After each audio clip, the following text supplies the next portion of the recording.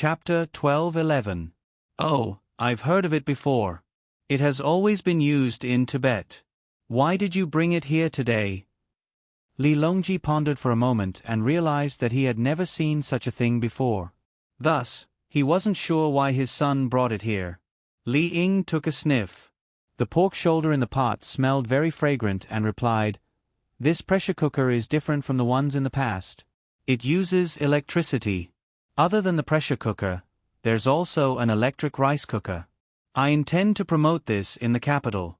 In the past, the Ministry of Works produced more electricity than the demand, and they required a lot of firewood and coal every day. It was very difficult to transport and clean them. Li Longji suddenly understood. He couldn't possibly check on the sanitation of the capital in the morning, such as the empty chamber pot and the leftovers from the previous day. Thinking about it, the people around wouldn't feel good if there wasn't a car passing by. Nodding his head, Li Longji praised, "My son is able to think of working for the welfare of the people in the capital. I'll keep the pork shoulder. What else do you want?" "I still want to manage a project," Li Ying said nervously. He was afraid that he would be rejected by his father if he went to earn money as the crown prince. Li Longji didn't say anything. When he was talking about power, his son said that it wasn't necessary. Now, he wants a project? What project is it? "I've discussed with my brothers and sisters. We intend to sell the pressure cooker and electric rice cooker to Japan so that the people in Japan can enjoy life together with the people in Great Tang." Li Ying had learned how to do things under the banner of world peace. Li Longji frowned. He knew that if he wanted to use electrical appliances, he had to have some first.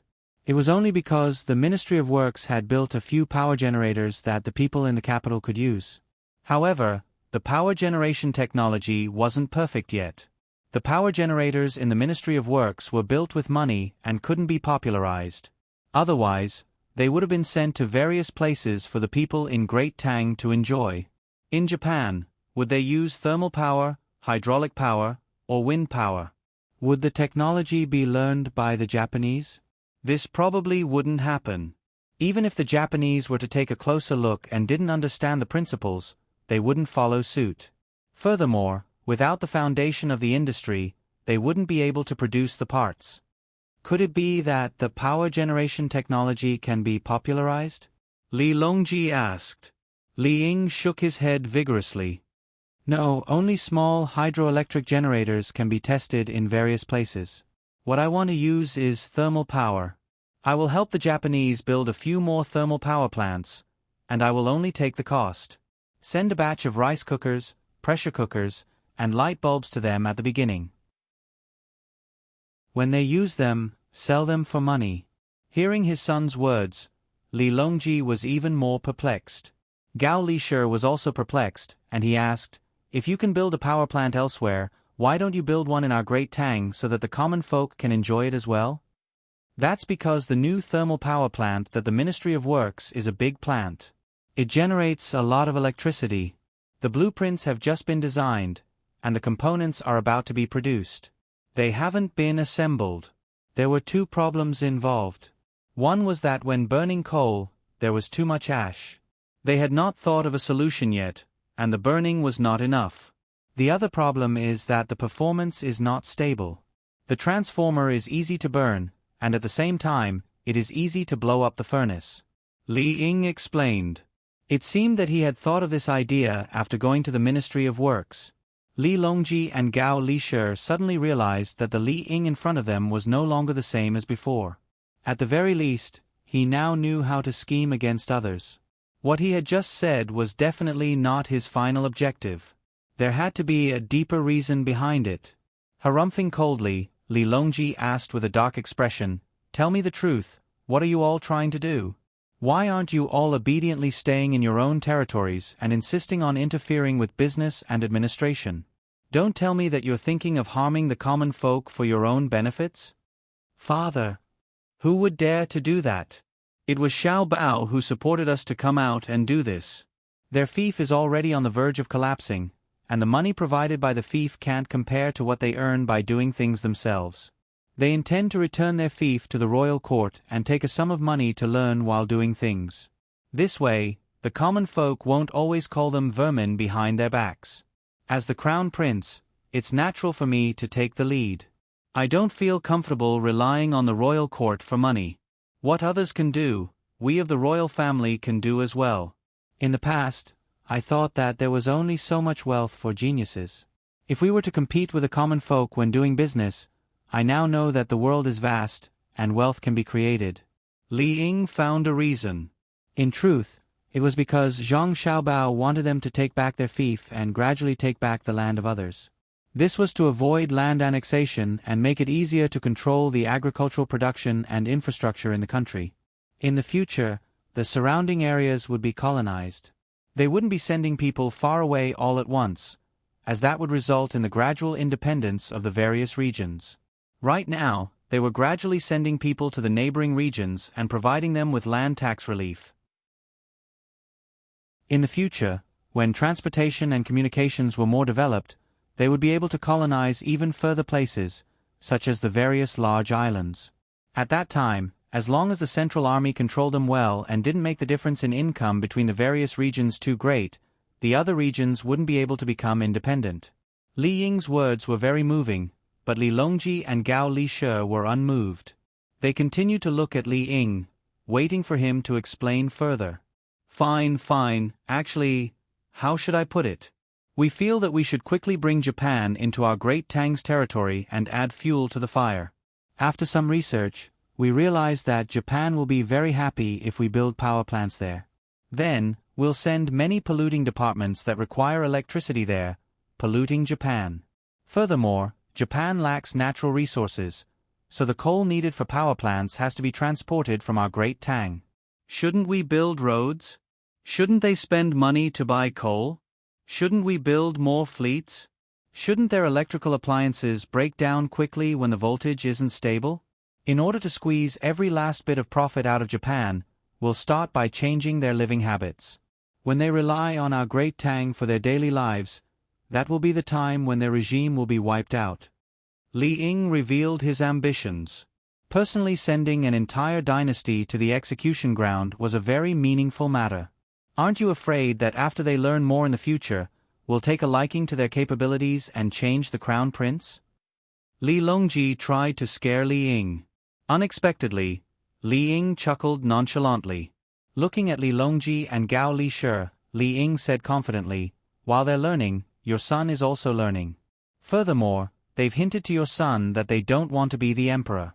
In the past, you don't have much contact with the outside world, so you feel that authority in the royal court is very important. Now, you know more, and there's still a large area overseas that you haven't conquered.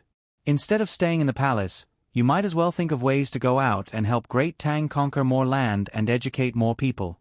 Targeting Japan is our first attempt. After we succeed, they'll want to go out.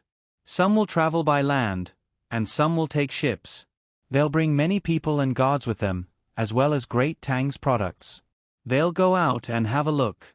They'll set up trading companies and realize the value of their lives just like Xiao Bao and the others." When Li Ying spoke, his eyes were filled with yearning. It was as though he wanted to go out and see how exciting the world was. In the past, he wanted to be the emperor so badly that he went crazy. Then, he saw Zhang Xiaobao and Wang Wan. Even if the two of them didn't become the emperor, they still held a lot of power and could roam the world.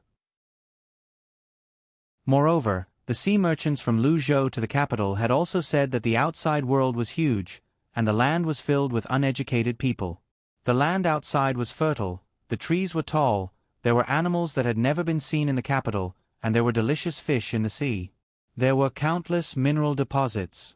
As long as a few pieces of porcelain, silk, and delicious seasonings were shipped over, the locals would even help the merchants mine the ores. A set of porcelain bowls and plates that were only worth 5 copper coins in the Great Tang could be exchanged for a ship full of cedar.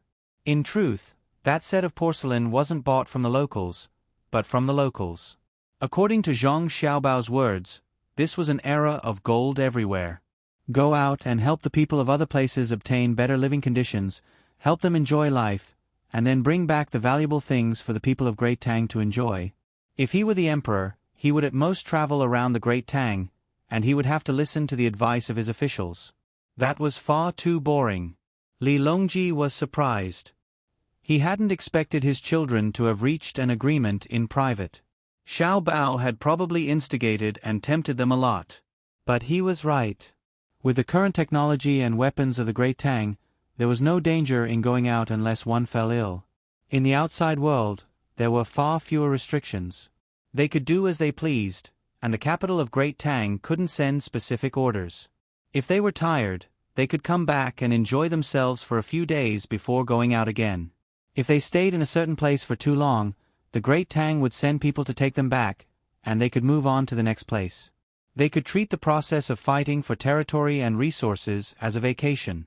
They could realize the value of life, enjoy the fruits of their labor, and create wealth. We permit it. You can go and play, but you are not allowed to make yourselves kings in the future.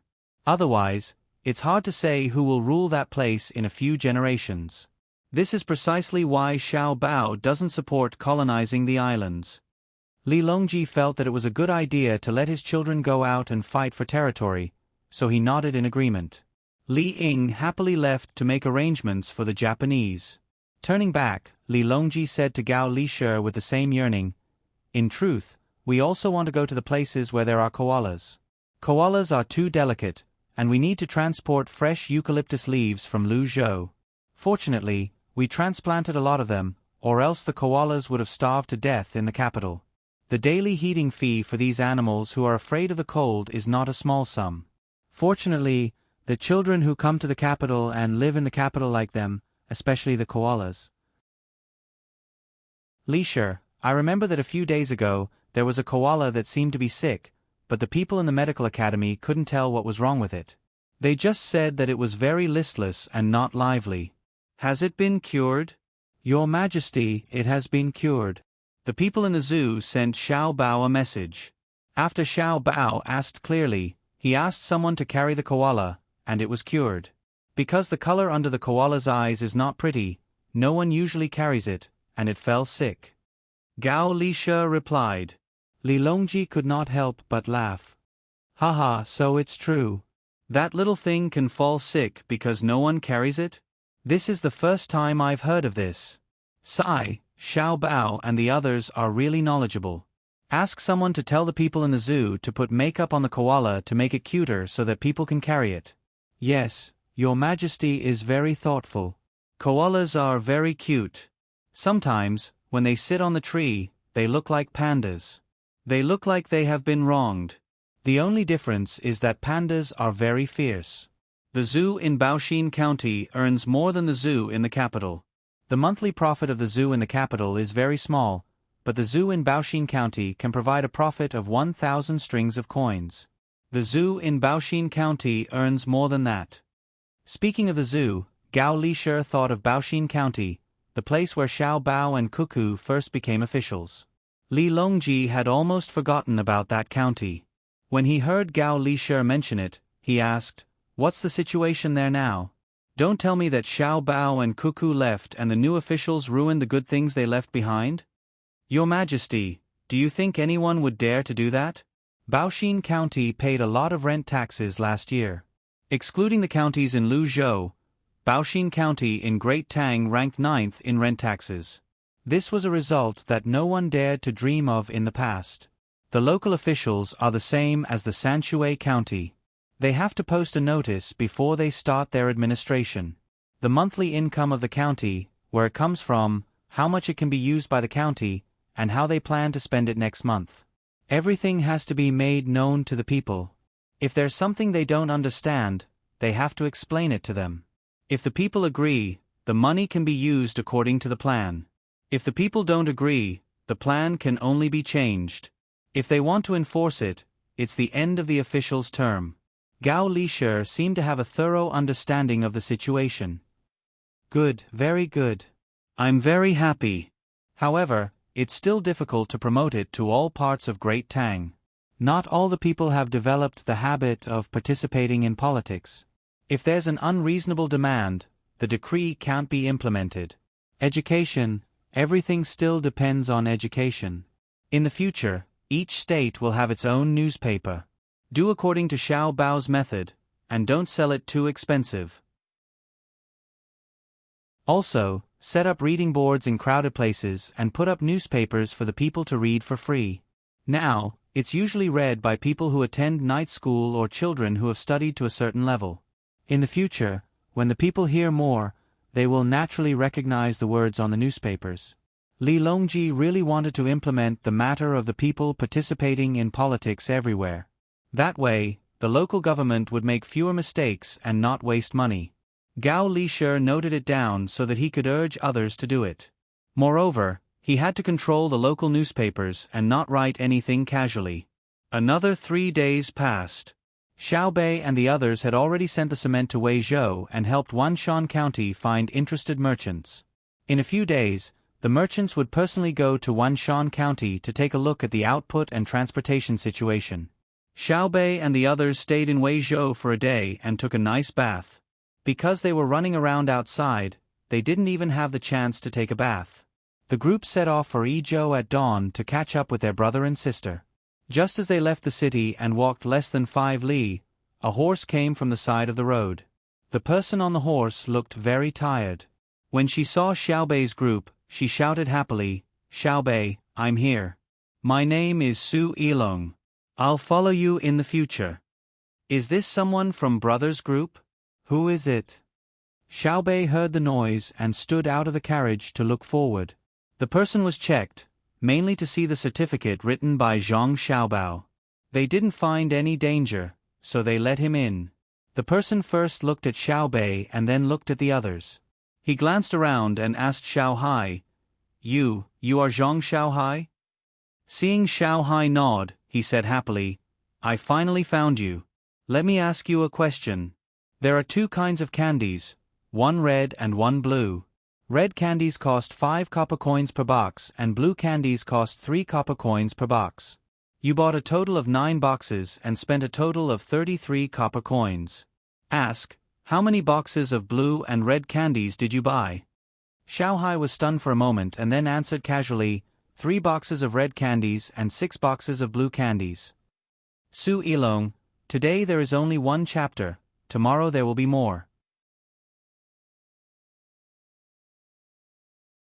Chapter 12:12.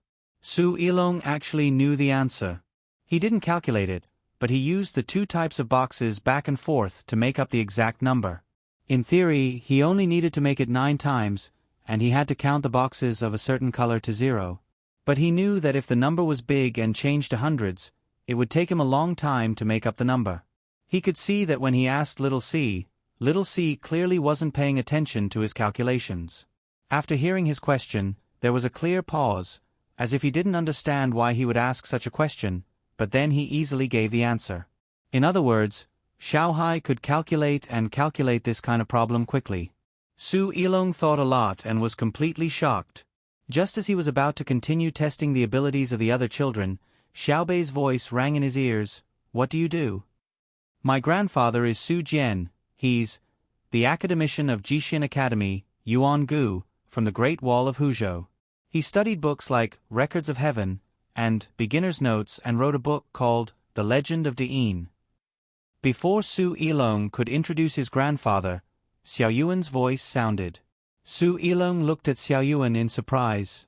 "You? How did you know?" "There are only a few people in Jixin Academy. You just have to memorize them. And in order to prevent you from talking bad about my family behind my back and suddenly stabbing me, we have to send things to your family during the holidays. For example, the 3-year-old child in your elder brother's family now eats and uses children's toys. They are all sent by our precious candy house. Unfortunately, when someone took advantage of us, they didn't have the slightest intention to refuse. In the end, they turned around and didn't recognize us. Fortunately, your family still knows that the hand that takes advantage of others is short, and the mouth that takes advantage of others is soft." Xiao Yuan looked like he had suffered a great grievance. Why did he remember it so clearly? Of course, one had to know the family situation when sending things, especially when there was a baby at home. Su Yilong was slightly embarrassed by Xiao Yuan's straightforward words. He had also eaten the birthday cake given by others. The cream on it was very sweet, and it was not given by the Zhang family and Wang family. It was given by the 9 children's own candy house. Therefore, after this blow, Su Ilong's contempt and dissatisfaction disappeared instantly. He decided to follow the children and see what he could learn. At least, Xiaohai's calculating ability was better than his. Since you came here in such a hurry, why don't you find a car and rest first? We'll talk about other things after dinner. Xiao Bei didn't know what his brother and sister were planning to do by giving him a person, but it didn't matter if there was one more person or one less person in the group. Right now, they were in a hurry, so he ordered the group to continue speeding up. Su Ilong obediently found a car with Xiao Bei's toys. She sat on the shaft outside and took a bottle of water from someone. She didn't open it for a while. He swallowed his saliva and asked the person driving the carriage next to him in embarrassment, "Brother, how do I drink water?" The coachman was leisurely waving the whip in the air. When he heard Su Ilong's question, he gave her a simple and honest smile and took the glass bottle from her hand. He clamped the whip under his armpit and used his other hand to break the bottle open with his thumb. With a pang sound, the iron lid on the bottle was removed. He returned the bottle to Su Ilong and put the lid back into his pocket. Su Ilong widened his eyes in surprise. He tried it just now, and the iron lid was very tight.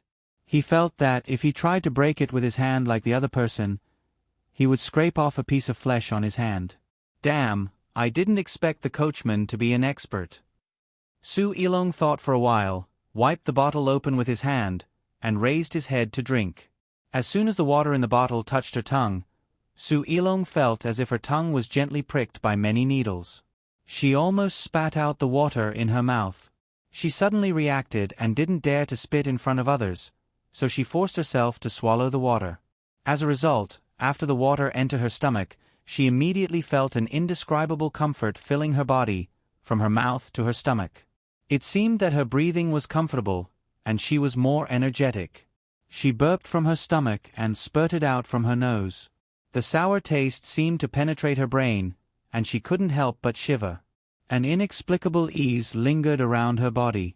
When the taste calmed down, Su Ilong smacked her lips twice. Her eyes looked away and felt brighter. She held the glass bottle in her hand and asked the coachman beside her, "What did you give me to drink?" "A kind of carbonated drink. The conditions don't allow it. Otherwise, it'll taste better if it's iced," the coachman replied. "Why haven't I seen it before? I don't even see it in the supermarket outside." Su Ilong felt that it would have been better if she had come earlier. Such a delicious, comfortable and refreshing carbonated drink. She would regret it if she tasted it later. The coachman continued to wave the whip a few times and didn't reply. After waiting for a while, Su Ilong saw that the other party didn't intend to tell her. She lowered her head and pondered. This thing must be something that the Zhang family and Wang family enjoyed in the inner courtyard, just like the canned food and heated food in the past. The purpose of its research and production was to let the people in the inner courtyard live better when they were outside. It was a special kind of care and welfare that others wouldn't even think about. Only when a better welfare product of the inner courtyard was developed would the previous one be sold as a high-end product for others to enjoy. This situation was known to everyone in the Tang Empire, so no one wanted to bribe the inner courtyard of the Zhang family and Wang family with money. They wouldn't agree. In the whole world, no one could find a main family like the Zhang family and Wang family. The kind of warmth and mutual love that blended together couldn't be bought with money. In envy, Su Ilong carefully took another sip. Under the circumstances of preparation, she finally tasted the good taste of the carbonated drink. She stuck out her tongue and licked her sweet lips. She carefully asked the coachman, "Is there anything else that can be eaten? I haven't eaten the previous meal, so I'm hungry after riding here." The coachman wasn't stingy. He took out a flat thing from his pocket and tore open the metal-like paper that Su Ilong didn't know what it was. He revealed the dark brown thing inside and handed it to Su Ilong. "Bite it in small bites. It's a little bitter at the beginning, but it'll have a strong aftertaste if you taste it carefully," the coachman advised. "Okay, thank you." Su Ilong also hadn't seen it before, but she knew that it was definitely not bad. She carefully took it and bit it according to the coachman's method. Sure enough, it was a little bitter, and then it was fragrant. She took another sip of the drink. It was nothing more delicious than this. What is it? Cuckoo named it chocolate. It's refreshing and can restore the body's strength. Why haven't I seen it before? As soon as she said it, Su Ilong immediately regretted it. She realized that she had asked a very stupid question. Seeing that the coachman didn't answer, Su Ilong continued to eat the drink and chocolate bit by bit. After eating, she leaned on the carriage and looked up at the blue sky and white clouds. She gently opened her mouth and enjoyed it as much as she wanted. After a long time, Su Ilong happily asked the coachman, "Brother, can I also get a fixed amount of drinks and chocolate in the future?" "You are?" "My name is Su Ilong. I was arranged by Xiao Bao and Cuckoo to be with Xiao Bei and learn to do things." What Su Ilong wanted most at this moment was the same benefits as others. "Yes." The coachman answered simply. Su Ilong was happy. "How much can I get?" "You can eat as much as you want. As long as there's more in the team supplies, you can take as much as you want." The coachman explained. "I can eat as much as I want." Su Ilong felt that happiness came so suddenly. She could drink as much as she wanted and eat as much as she wanted. It was a fairy-like life. Suddenly she asked the coachman in confusion, "Why don't you eat as much as you want?" After eating too much snacks, you will find that the best and most fragrant is actually the main meal. A bowl of white rice, a few meat and vegetable stir-fried dishes, and some pickles. A small bowl of soup is much better than snacks, the coachman said to Su Ilong. Su Ilong touched her stomach and seemed to want to eat a big bowl of rice. It would be better if she could make some vegetable soup. She was really hungry. After drinking a bottle of water, she seemed to want to eat more. She said to the coachman with understanding, "You probably have too many snacks and are tired of eating them. Why don't you sell them? It's a waste of resources." "Because it's specially provided for by the inner courtyard. As an inner courtyard student, I cannot eat it. But what I have is not available to others. When I'm outside, I take it out to eat. It's a symbol of status and can satisfy my vanity." The owner took this into consideration, so they don't sell it. The coachman's answer was very honest, and there was a happy smile on his face. "Damned vanity." Su Ilong followed and muttered, "Seeing others have it, but you can't buy it with money. It's really helpless. It would be a lie to say that I'm not jealous. I'll go take a look later and see what good things there are. I'll keep it with me and take it out when I see others. They'll be envious to death. Ha ha, ha ha ha ha." Compared to Xiaobei's team that was like a marching army, Zhang Xiaobao and Wang Wan's team slowed down again and moved towards Yizhou like a snail. Occasionally, they would stop and chat with the local people who were watching by the roadside. They would let the logistics staff make convenient food for the people to taste. Fried chicken wings, smoked pork livers, and the like were made by well-trained chefs, and the commoners were all eating happily. Moreover, they were not polite when they accepted the food. As long as Zhang Xiaobao and Wang Wan gave it to them, they would take it. After eating, they would praise them, as if they were good, so were they. Bai Go came over worriedly. "Xiao Bao, if we continue to send out, the reserves in the team won't be enough. We'll be arriving at Yizhou soon. We'll have to clean up and exchange for a new batch of supplies. Cleaning up in the city will only earn us a little money, so it's better to give it to others for free. It's not easy for us to come here, so let's make everyone happy. Money can only reflect its value when it can buy happiness." Zhang Xiaobao, who had been clearing the inventory, said to Bai Go indifferently. Bai Go also became indifferent. After all, it was not his money. It was just that when they were waiting for the little ones to come over, they moved too slowly. He did not know why they had to wait for the little ones' guards to come over. Now, there were many guards in the team. "You take your time to deliver the food to others. I'll go back and rest." Bai Go planned to get out of the car and find his own place to sleep for a while. Before he left, Yao Cheng appeared outside the car on a horse and followed the car slowly.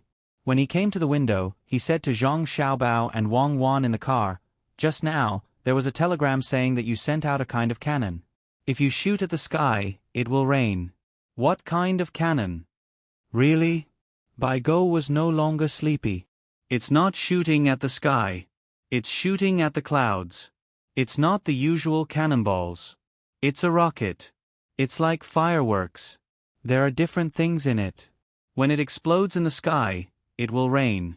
Last time, it was an experiment. The technology was not mature yet, so it always missed. Zhang Xiaobao knew what Yao Chong was asking. It was just artificial rain. 10 years ago, he and Wang Wan had hoped for it. Now, they finally saw the light of dawn. 10 years, such a long wait, but it also seemed to pass in the blink of an eye. The time passed unknowingly. It was not an instant, but an eternity. As an old man, Bai Go did not pay attention to the passage of time. He only cherished every day and then enjoyed it. Therefore, he did not have any burden in his heart. What others did to him, and what he did to others, was not as good as what he had now. Because he was more direct when he asked. If he could get some good news, he would take advantage of others. If he could not, he would think of other ways. Xiao Bao, did you specially ask the Research Institute to do research on the drought in the Tang Empire? Very good. It's what we should do to think about the people's lives. Bai Go asked indirectly. Zhang Xiaobao shook his head and said with a smile, for any invention, no matter what the intention of the inventor is, the first thing that the ruler thinks of is to use it in war. When Cuckoo and I provided technical ideas, we naturally did not think about artificial rain first. Instead, we thought about the scene of countless rocket launchers being fired at the same time on the battlefield. Cuckoo's and my initial idea had very low requirements. That was, within a range of 10 to 15 kilometers, there would be hundreds of rocket launchers, and at least 3,000 rocket launchers would be fired in a few minutes. It would be an area of saturation attack. Unfortunately, whether it was the range or the accuracy, the people of the Ministry of Works did not give us a satisfactory answer. We thought about it together and then thought that the rocket launcher could be simplified and used for artificial rain. I'm not afraid that you will laugh at me if I tell you. Wang Wan played along and smiled bashfully. Who asked her to be prepared to hit someone in the beginning and not the clouds? Bai Go was silent. Yao Chong was also speechless. The two of them were not stupid. They understood why Xiao Bao and Cuckoo thought about making rocket launchers. It was because the cannons used usually could not fire so many shells in a few minutes. But were the two of them war maniacs? It was clearly a design that could help the people in the dry areas, but it was developed to destroy the enemy. Are rocket launchers good, useful to hit people? Yao Chong wanted to know more about this. Zhang Xiaobao nodded. Yes, but we won't be able to use them in the next few years. The technology for hitting clouds is simple, but the technology for hitting people is very complicated. The advantage is that it is light and convenient compared to cannons. The disadvantage is that the cost is too high. But it doesn't matter. In order to protect the lives of our soldiers and to effectively kill the enemy's forces, it's okay to spend some money. Let's wait and see. Based on the speed of the Ministry of Works research, it should be no problem in 8 to 10 years. If they don't learn foreign languages and only focus on mathematics, they can cultivate a group of smart geniuses in 6 to 7 years. Ordinary people won't be able to do it. The technicians trained by my family started learning more early, more than 10 years ago. The Ministry of Works recruited people from all over the country a little later. However, the people recruited later all had very good skills. They only lacked more advanced theoretical support. According to the current speed of development, Cuckoo and I can still provide guidance on the direction of research. Give us another 10 years, and we will be able to truly subdue the enemy without fighting. When Wang Wan thought of all the hard work she had put in over the years, she was also very emotional. Her eyes were slightly red as she said, "Yes, I believe that with their tireless research and learning, after the great Tang Empire, we don't need the special forces to take the life of a person in any country. We just need to inform the ruling class of that country, and they will send that person's head over themselves." Can this old man live for another 10 years? Bai Go also wanted to see that day, but he was worried about his health. He knew that if he hadn't met Xiao Bao and Cuckoo at that time, he would very likely have died. Now, many old men were living very well, all because Xiao Bao and Cuckoo provided absolute healthcare support. Therefore, when Xiao Bao and Cuckoo used trains to go to other countries to exchange benefits with high-income and landowners, the process of negotiation was very smooth. These old men used their huge influence behind the scenes. When the exchange conditions were similar, no one dared to provoke them. Yao Chong on the horse clenched his fists and bent his arms to make a bodybuilding pose. After thinking about it, he said, "I will try my best to live. I will listen to the doctor. I will eat whatever he tells me to eat and do whatever he tells me to do. I will not be angry. I want to be in a good mood tomorrow." Bai Go nodded vigorously in agreement. He decided to only drink a small cup of wine every day, eat more fish and vegetables, and not pickles. After thinking about his diet, Bai Go suddenly found something wrong with Wang Wan's words and the way she gritted her teeth when talking just now. He asked, "Cuckoo, did someone from another country make you angry?" There is a country called Zhanla. Wang Wan mentioned the name of the country and then said, "Last autumn, they came to the capital to pay tribute. In order to temporarily stabilize them, our dynasty gave them a lot of rewards. When they left this year, they took the land route. When they reached Jiaoji, which is not far from the border of our Tang Empire, they ruined 2 newlyweds in the village." "Xiao Bao, you tell me." Wang Wan did not want to talk about it. Zhong Xiaobao's expression was not good. Then the 2 women wanted to commit suicide, but they were stopped by the local tribal chief.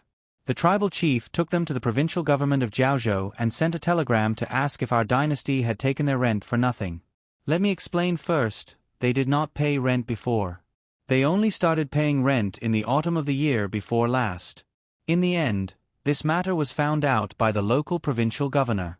He threatened them not to cause trouble for our dynasty. They are now waiting at home. The people from Zhanla have probably returned to their country by now. This shows that our Tang Empire is still easy to bully. Some of our officials are still not killed enough. This matter happened 7 days ago. Cuckoo and I only received the telegram the night before last. That is why Cuckoo said that we do not need to send troops in the future. We can just let them come with heads. Otherwise, we will destroy their country. Grandpa Bai, Grandpa Yao, tell me, isn't it very uncomfortable? Actually, our country is a bit remote. They do not pay much attention to this matter. The women will be casually bullied by the men, and they are powerless to resist. For example, the local tribes of Jiaoji may hold some bonfire party, and the women will be forced to find a place to do that kind of thing by a few men. But I am not very angry. This is a matter of education, and the local women are used to it. But now they are being bullied by outsiders. They have paid rent and sent a telegram to ask about it. When we received the news, Cuckoo and I were angry for a long time. After hearing this, Bai Shu and Yao Chong raised their hands to their chests at the same time. "I am not angry. I want to live a few more years." Yao Chong took 2 deep breaths and muttered. Then he asked Zhong Xiaobao, "How did you deal with it? Did you not do anything?" The local provincial governor escorted them to the capital. He sent a telegram and asked the people in the telegraph office to find them. He told them not to think about dying first, and that the imperial court would give them an explanation. Zhong Xiaobao replied. "What explanation?" Bai Shu asked. "Lu Xing is on the move. The reason why she is sad about being ruined is because the men she marries feel uncomfortable about being taken advantage of by a man from another country. She will always think about this matter, so she will capture him and let them beat him to death personally. Then, this thought will disappear. Cuckoo gave an order that those people must be brought back alive. We will chase after them all the way. Those who ask for information will be killed. Those who try to stop us will be killed. Those who try to protect them will be killed. Those who try to persuade us will be killed. Even if they hide in the palace, we must bring them out alive. Then, we will cut off the heads of those who are killed along the way, marinate them, and bring them back to Jiaoji. We will let them know that their taxes are not in vain. As long as they acknowledge the imperial court's rule, the imperial court will give them an explanation. Even if they bully people from other countries, the imperial court will send troops to help their relatives and not reason. When the pride of lions is fighting with the hyenas for food, the lion will not give an explanation to the hyenas just because its cubs started the fight first. It will only kill the leader of the hyenas and let its children have meat to eat. Zhang Xiaobao first mentioned Wang Wan's decision, then said something very unreasonable. Bai Shu and Yao Chong did not object. They seemed to think that Zhang Xiaobao was right. They also knew what the Lu Xing that Zhang Xiaobao mentioned was. It was a revenge special force formed by all kinds of talents from various elite troops. Its full name was the Lu Xing Battle Squad. Everyone in it had a name that belonged to their own star. Death is the Shining. Xiaobao, Cuckoo, what if the Lu Xing Battle Squad you send provokes Zhenla and they go crazy and suddenly send troops? Yao Chong asked worriedly. Then we won't fight Duosha first. Let's get rid of them first. How dare a small country shout at us? We would rather lose 100 times the price in other aspects than make any compromises or concessions to them. I, Wang Wan, will put my words here today. If they dare to say no, Xiao Bao and I will personally lead troops and slaughter the fire of their entire race. Otherwise, what right do we have to make the people of Tang love this country? Wang Wan swore with a gloomy face. Originally, everything was going well. The plan for Duosha was going very smoothly. Moreover, they had already suppressed Japan and Xinluo. At the same time, they could use other means to seek more benefits from Japan and Xinluo and make arrangements. In the end, Zhen La's people came to pay tribute. When they returned, they had to find something to do, so the two of them had no choice but to consider the thoughts of the people in their country. Could they not send the Lu Xing Battle Squad to capture them?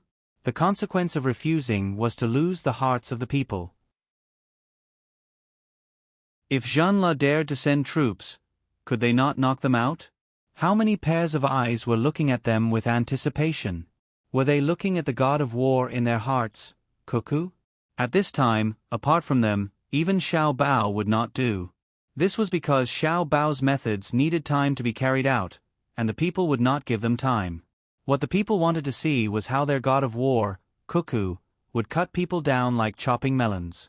Zhang Xiaobao added, when we received the news 3 days ago, we had already asked Lu Zhou to prepare for war.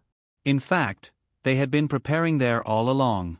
This was because, apart from the navy in Jiangji province, the navy in other places had all been gathered in Lu Zhou. Originally, we planned to come to Jiannan province and act as if we were to attack at any time. We planned to mobilize Duosha's forces to gather at the front line of Jiannan province and the former Tubo. Then, our navy would bring the Lu Xing battle squad and suddenly descend on Duosha's territory from the surface of the sea, catching Duosha by surprise. With all their forces gathered here, it was natural that the other places were empty, and our navy could march straight in. But now, we have to deal with Zhen La's matter, and we have to wait for the news from the Lu Xing battle squad.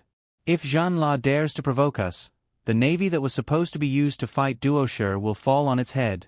Grandpas, do you think Cuckoo and I will be angry? So, as long as we send troops to Zhenla, we can guarantee that we will wipe it out. If we let it go because it has delayed our strategic deployment, we will die of anger.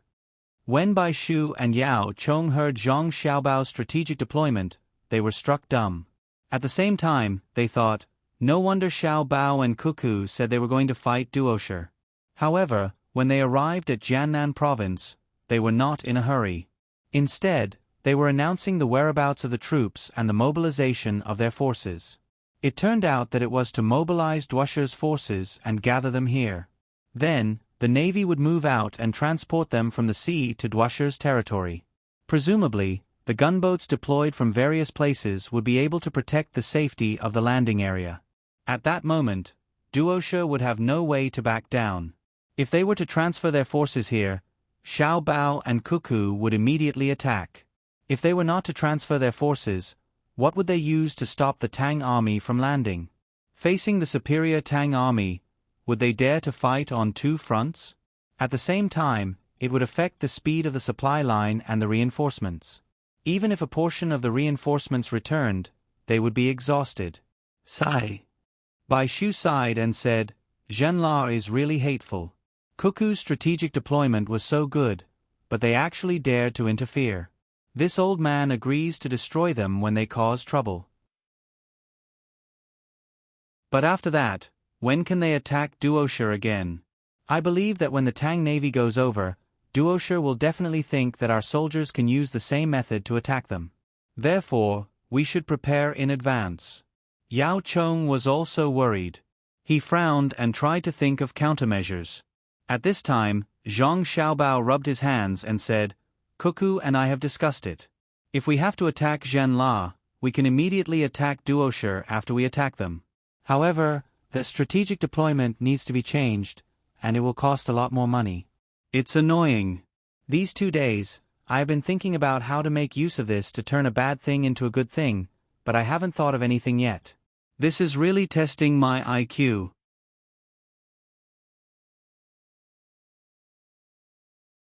Chapter 12-13.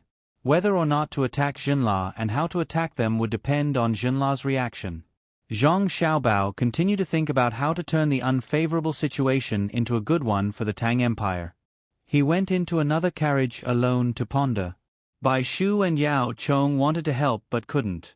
Their way of thinking was different from Zhang Xiaobao and Wang Wan. To be precise, their way of thinking was the way of thinking of the normal ruling class. If they could solve the problem without using weapons, they would try their best not to use weapons. Otherwise, it would be a waste of manpower and resources. Zhang Xiaobao and Wang Wan wanted to speed up the expansion. While the weapons were advanced and the morale was high, they wanted to occupy more territory and plunder more resources. Seeing that Bai Shu and Yao Chong were still worried, Wang Wan persuaded, "Grandpa Bai, Grandpa Yao, don't worry about the lack of domestic supplies, and don't worry about the sharp rise in domestic prices. In fact, we have other ways to solve the problem of Zhenla. That is, we can send people to their ruling class to exchange benefits and let them take the initiative to send people over. But Xiao Bao and I have unanimously decided that we can't indulge their bad habits. The exchange of benefits itself represents our weakness." Bai Shu waved his hand. "No need to say more. Let's fight. I can see that even if Zhenla doesn't attack this time, you will still attack them when you have the time. They are too close to the Tang Empire. Sooner or later, they will belong to the Tang Empire." Yes, Xiao Bao and I also think so. Moreover, their land is connected to ours. If it were Japan, we may be gentle because our ships are enough to control the people on their island. But the neighboring countries have the ability to send troops, even if their weapons are not advanced. Wang Wan admitted very straightforwardly. Peace would only appear when the difference in military strength was not big. The entire history of human beings in the world was actually a history of war. In war, resources were obtained, technology was developed, and technology was used to start wars. Whoever didn't follow the footsteps of this rule would be beaten. Neutrality was the charity given by the strong countries under the balance of interests. Bai Go and Yao Chong didn't want to waste their energy on this issue. They left Wang Wan's car and got together to discuss the fishing when they arrived in Yizhou. Seeing that they did not try to persuade her, Wang Wan was very happy to have someone take out the military map and continue to study the route of the army to attack Zhenla. She did not want the other party to withdraw their forces when the situation was dire and then hide in the mountains and forests while she played a jungle battle with them. That was truly too cruel. The advanced firearms of the Great Tang would be limited, and the number of casualties would increase. Thus, a strategic objective had to be set, and only then could tactics be used flexibly. All the generals looked forward to forming a strategic objective after completing countless small tactical objectives. Xiao Bei's team was still moving forward quickly. Xiao Bei's 9 children were still carefree. They did not need to worry about the strategic problems of the country, and they certainly did not need to worry about the livelihood of the people. The only thing they could do was to spend the money earned by the candy house on the children of the Great Tang according to their own ideas. In fact, no matter how they spent, it would not be wrong, because they did not need investment and return. Although the money they earned every year was higher than the national revenue of Japan in the past years, it was only a small part of the current Great Tang. They had time to read books, edit and organize various kinds of stories for their younger brothers and sisters who stayed at home, and then teach others to show their strengths. Not only could they teach others, but they could also consolidate their knowledge. As for playing, they did not lack, and they also had many toys. They did not lack the right to have toys because adults also had toys. Su Ilong did not eat that night. After eating a lot of snacks, he was not hungry anymore. Then he went to Xiao Hai, who was teaching others, and listened to Xiao Hai teach mathematics. Although Xiao Hai was good at mathematics, the overall 9 people were very bad. The other 8 people's level was equivalent to that of Wang Wan's 4th grade, so Xiao Hai was able to teach them with ease. Su Ilong's level was slightly better than that of the 4th grade, but definitely not at the level of a 1st or 2nd grade. Therefore, he listened very seriously, ready to lay the foundation first, and then learn more advanced mathematics from Xiao Hai. Okay, tonight we will go out for a while, rest for 3 hours, and continue tomorrow morning. We will be able to meet up with brother and sister at dusk, and then we will go to Izhou as usual for a day. Our difficult days will be over. After listening to the lesson, Xiao Bei said happily. Rushing like this, even if they stayed in the carriage, obviously would not be comfortable. Once in a while, it was okay for 2 or 3 days, but they had enough of running back and forth like this. Su Ilong thought that it was very hard for the 9 little guys to keep running with the team outside, so she advised, Xiao Bei, in fact, you just need to follow your brother and sister. Why do you have to run out? It will be easy to get tired and sick. It's okay. We are still okay. Don't you see many children around our age, studying hard in school during the day, and helping the adults when they go home at night? Just like Tunghua County, although there was a school, it had not reached the level where all the children lived in school. The farthest child had to walk for 3.5 hours to get from home to school, and another 3.5 hours to go home. I have seen the teachers we found when we left, and their standards are far from the same. But the children are very satisfied. In comparison, we are really too happy. Not all teachers can be like brother and sister, and specifically weave knowledge into stories. Xiao Bei was very sensible and compared the situation of the other children. If only the students in the Imperial College could be like you, Su Ilong said with emotion. Xiao Bei curled his lips in disdain. Them? Their lives are so good. Their families are all rich and powerful, and they have their own maids and manservants. Usually, they just flip through books at home and have someone to wait on them. When they reach school, someone will bring them lunch at noon, and then there will be teachers like great scholars to teach them. During class, they are absent-minded, and when school is over, they will go somewhere to play. This is the Imperial College, and the Imperial College is not very good.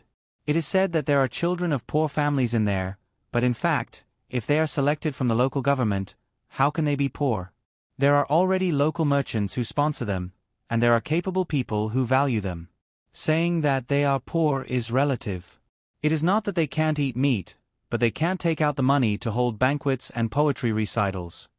Xiao Bei was very familiar with the situation in the national key schools, because the Imperial College had sent them invitations more than once, hoping that they could study there.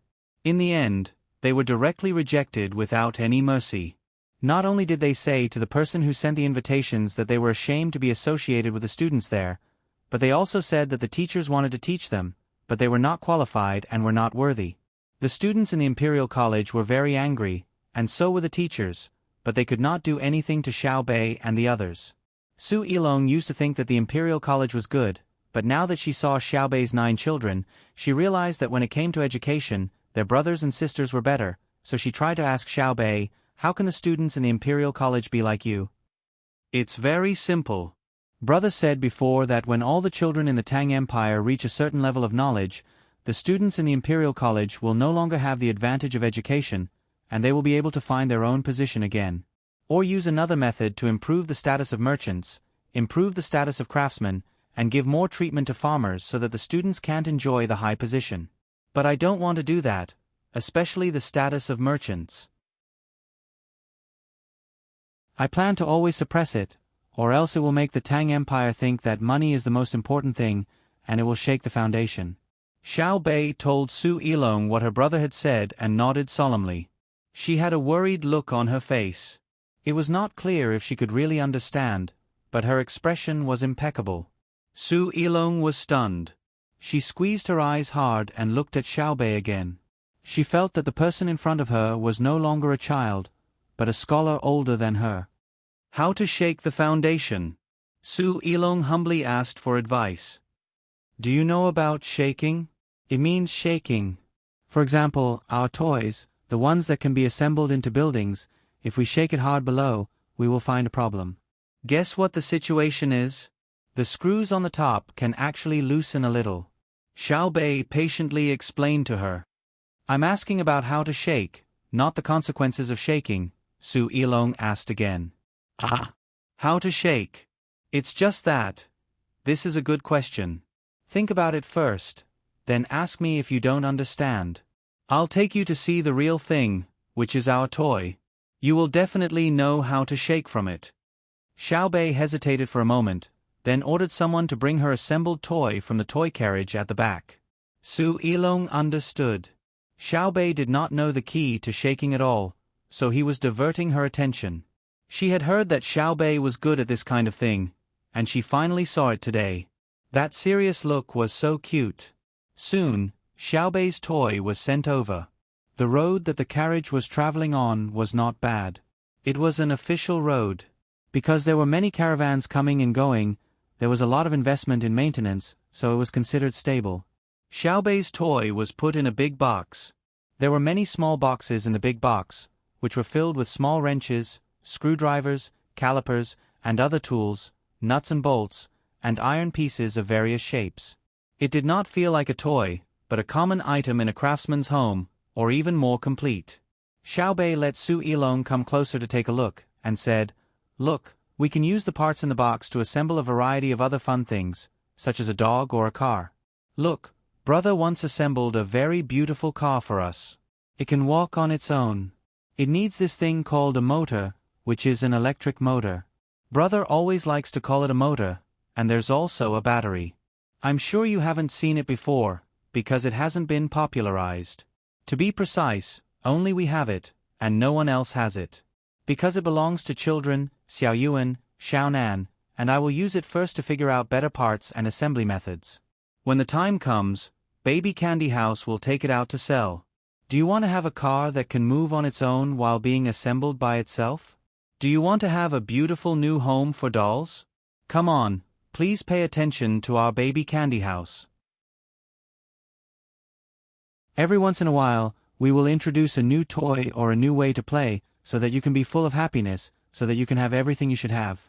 Su Ilong swallowed her saliva, and then...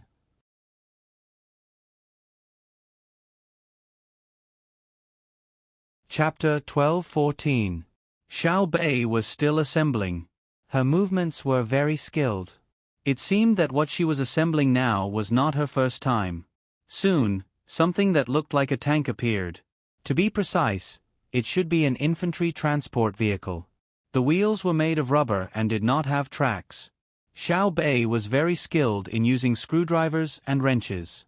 There were many items in the box that did not need screws to fix. Su Ilong, look, not all parts can be fixed with bolts when they are assembled.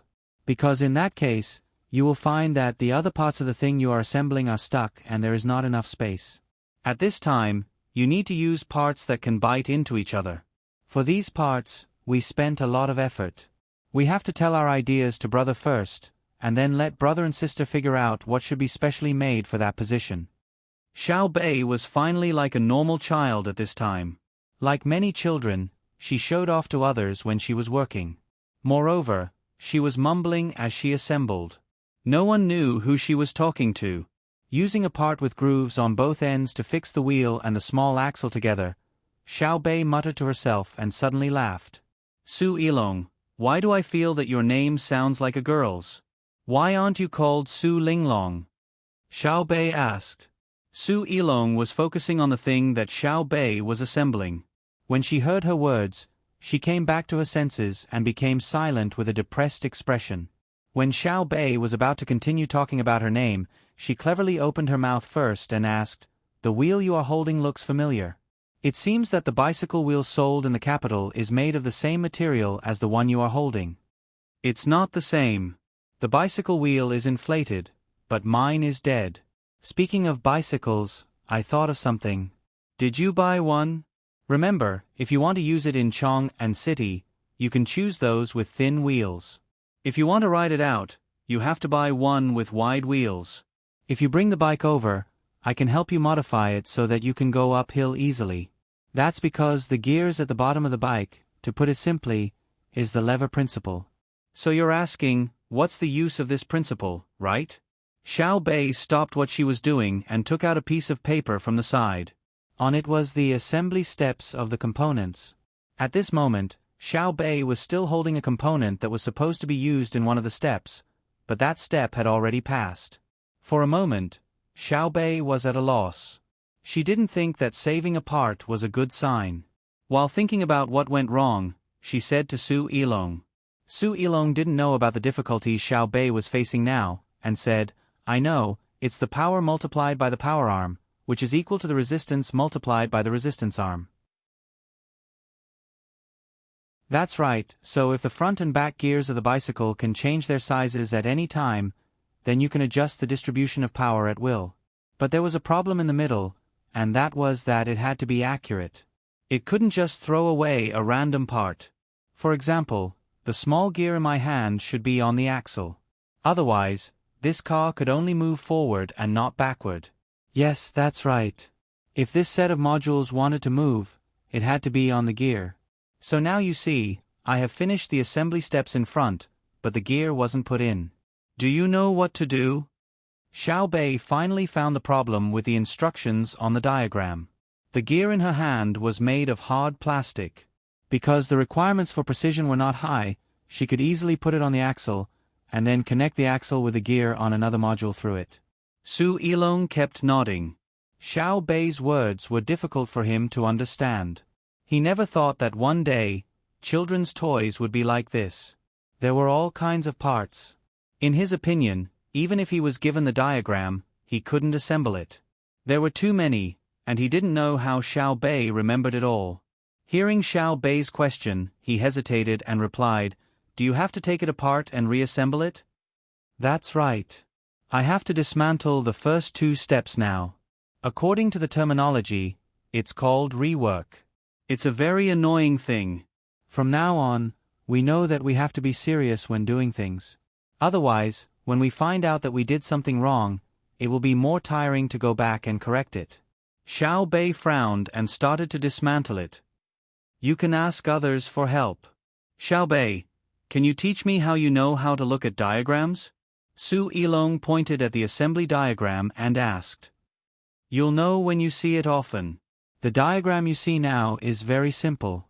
You haven't seen the diagram drawn by Sister. You'll feel your eyeballs hurt when you see it. To be honest, Sister Xiao Zhu taught me.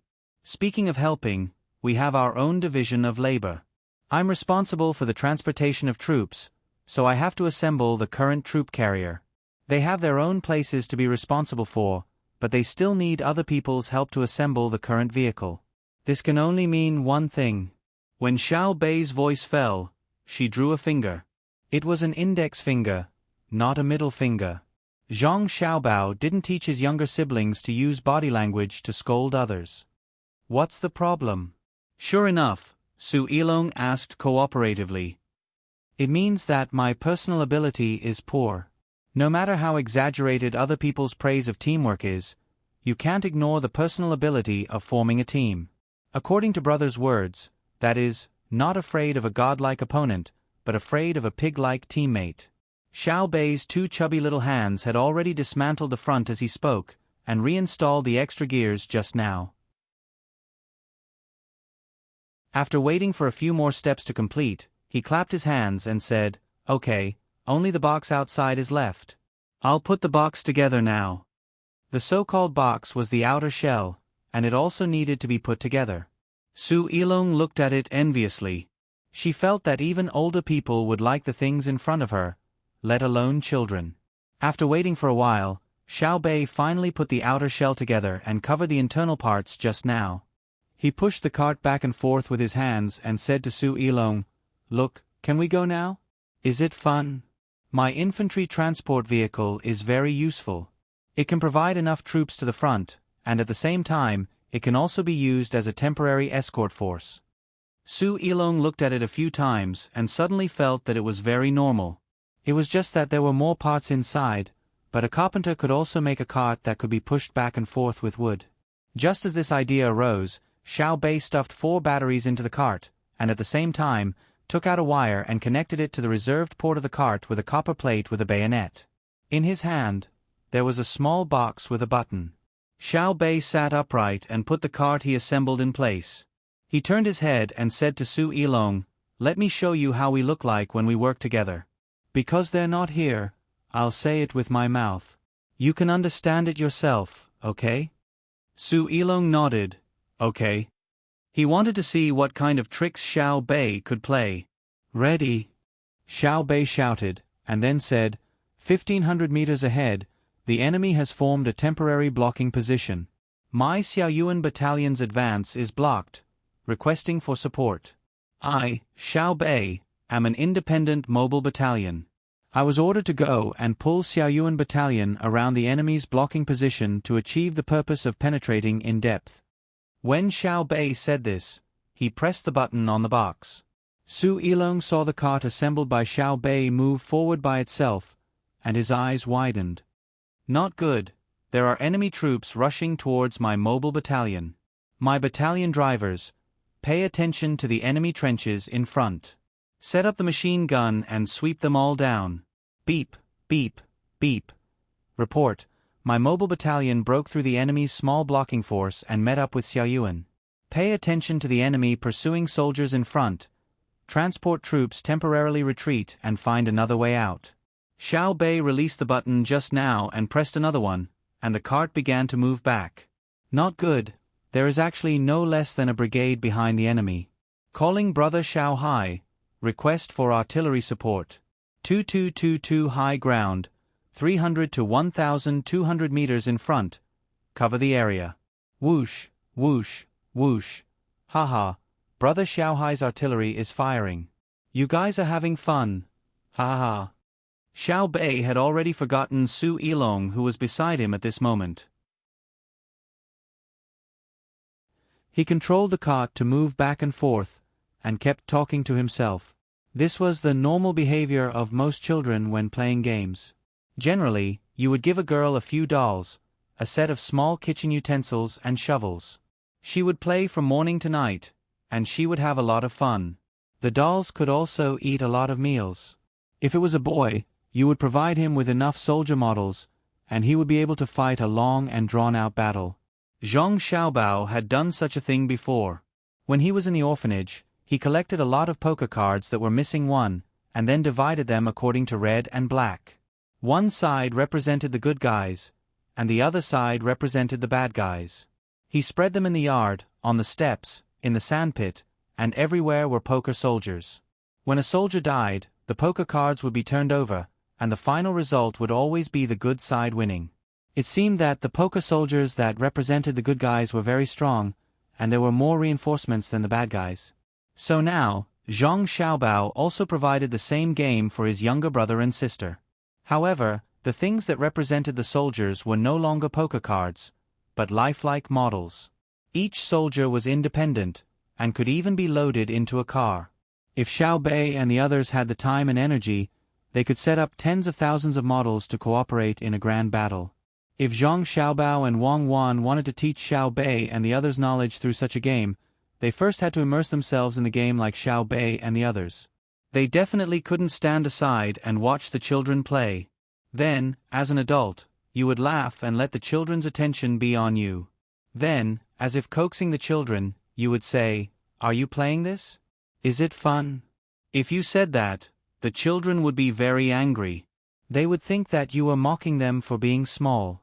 The battle that they had painstakingly designed was disrupted by you, and a feeling of not being recognized would fill their hearts.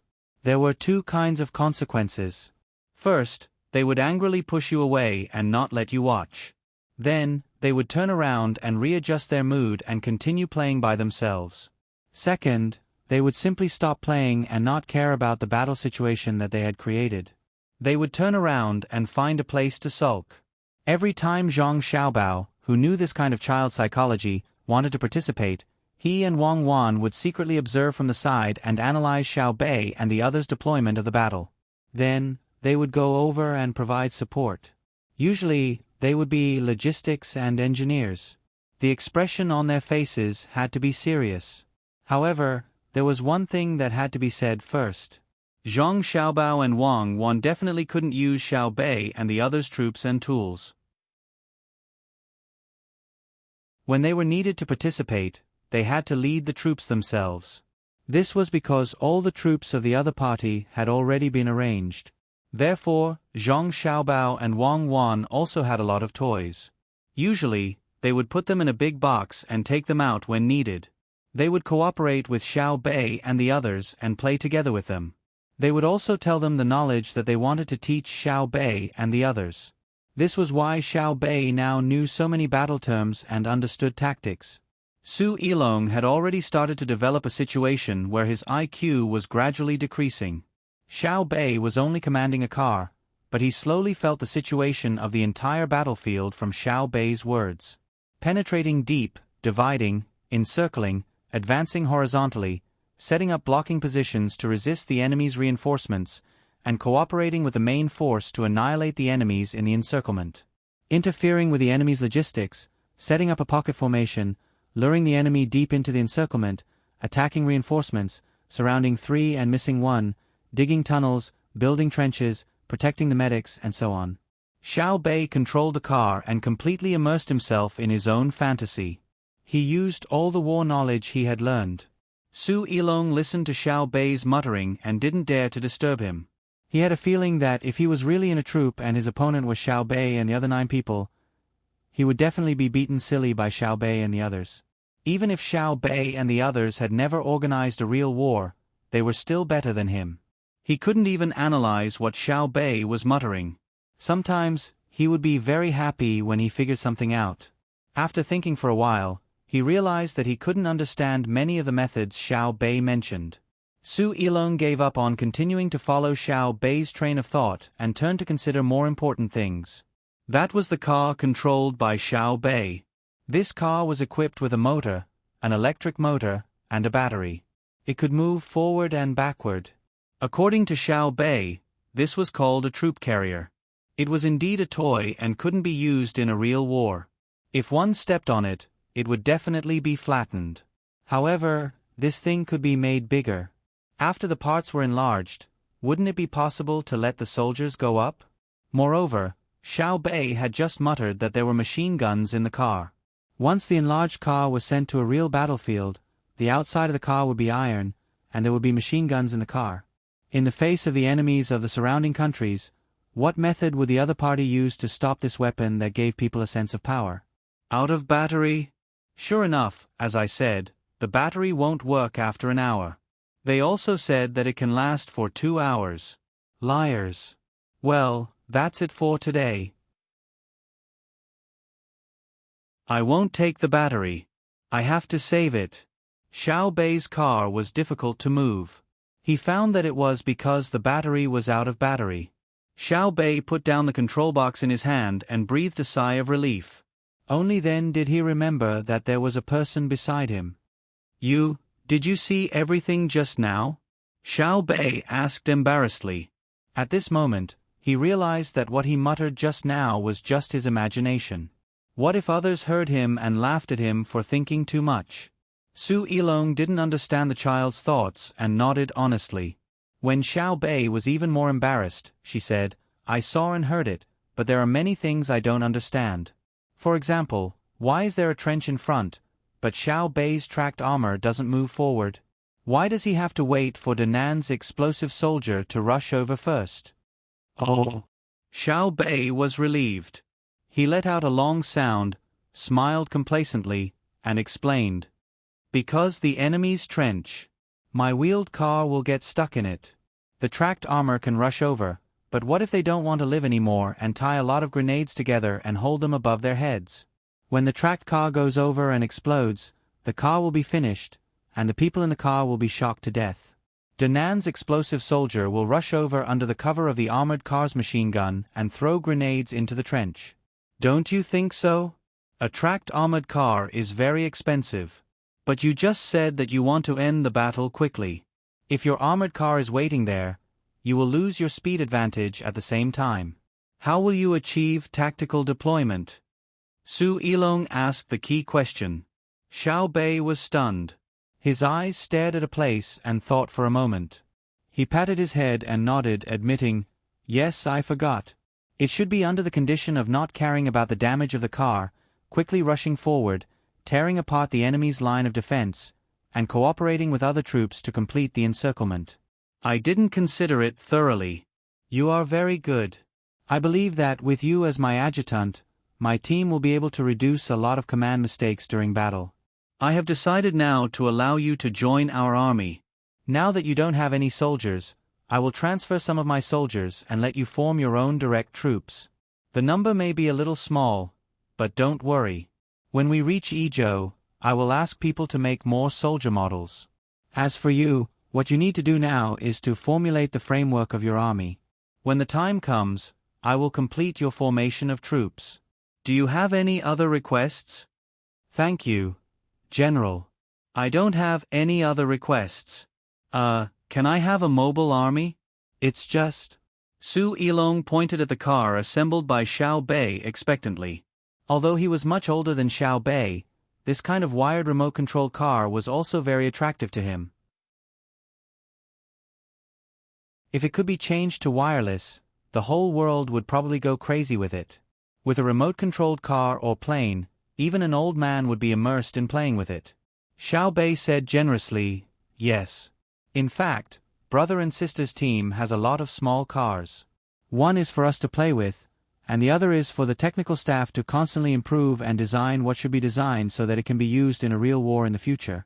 Later, I will teach you the use of a group of small cars on the battlefield. There is a tactical name called magnetic tactics. Using fast mobility to maintain a relative distance from the enemy and constantly consume the enemy's strength. However, first of all, we need to have sufficient technology, especially strong long-range firepower." Su Ilong saw that Xiao Bei was willing to support some small cars and immediately became excited. When she heard Xiao Bei mention magnetic tactics, she became even more curious and asked, "Is magnetic tactics very powerful?" "Very powerful. In a war story that sister told, magnetic tactics caused a lot of damage to the enemy. Moreover, because the enemy's technology couldn't keep up, they could only passively take a beating." Xiao Bei looked very helpless when talking about magnetic tactics. "Is it because you can't think of a way to break this tactic?" Su Ilong asked again. Xiao Bei shook his head. "No, it's because when we used magnetic tactics, we didn't get any advantage from brother and sister. Now, I can't figure out what went wrong. At that time, when we were playing games with brother and sister, we distributed the money according to the same principle. That is to say, if we have good weapons, then we have fewer soldiers. If we want more soldiers, then the weapons can't be too advanced. At that time, brother and sister wanted very ordinary weapons and then fought with us. In the end, brother and sister kept the ordinary allocated money and didn't use it. We used all kinds of tactics, whether it was partial or overall, but we didn't get any advantage. Don't you think it's uncomfortable? Before brother and sister could counterattack, we admitted defeat." Hee hee. Su Ilong couldn't help but laugh out loud. She reached out and touched Xiao Bei's head. "You are still young. When you grow up, you will definitely be able to beat Xiao Bao and Cuckoo. Let them use weapons that are not too different from yours. You still want to win? Didn't you see the sand table sealed in Hibiscus Garden? Using indigenous cold weapons against hot weapons, how much torture did those generals in the court suffer? I know. War is fought with people. Unless the weapons are really too powerful, it depends on the commander's commanding ability. Let's not talk about it anymore. Help me take apart the small car and put it back." Xiao Bei began to dismantle the car. Su Ilong helped at the side and carefully put the parts back to their original positions. Her heart was filled with pride. She looked forward to the day when the small car in front of her became bigger, forming an absolutely superior mechanized army and rampaging in the enemy camp. What Su Ilong didn't know was that small cars like Xiao Bei's toy had already started to be manufactured in the Ministry of Works. Moreover, they weren't making toys and didn't have any remote control devices. There could be wireless telegraphy, but wireless remote control was too difficult for the people in the Ministry of Works. The car made by the Ministry of Works also had a motor, but it was twice as big as Xiao Bei's. The battery used was also different. There was no place to place a machine gun on the car, and the wheels of the car were very suitable for uneven roads. At the filming site of the Ministry of Works, Li Longji had just finished a set of scenes.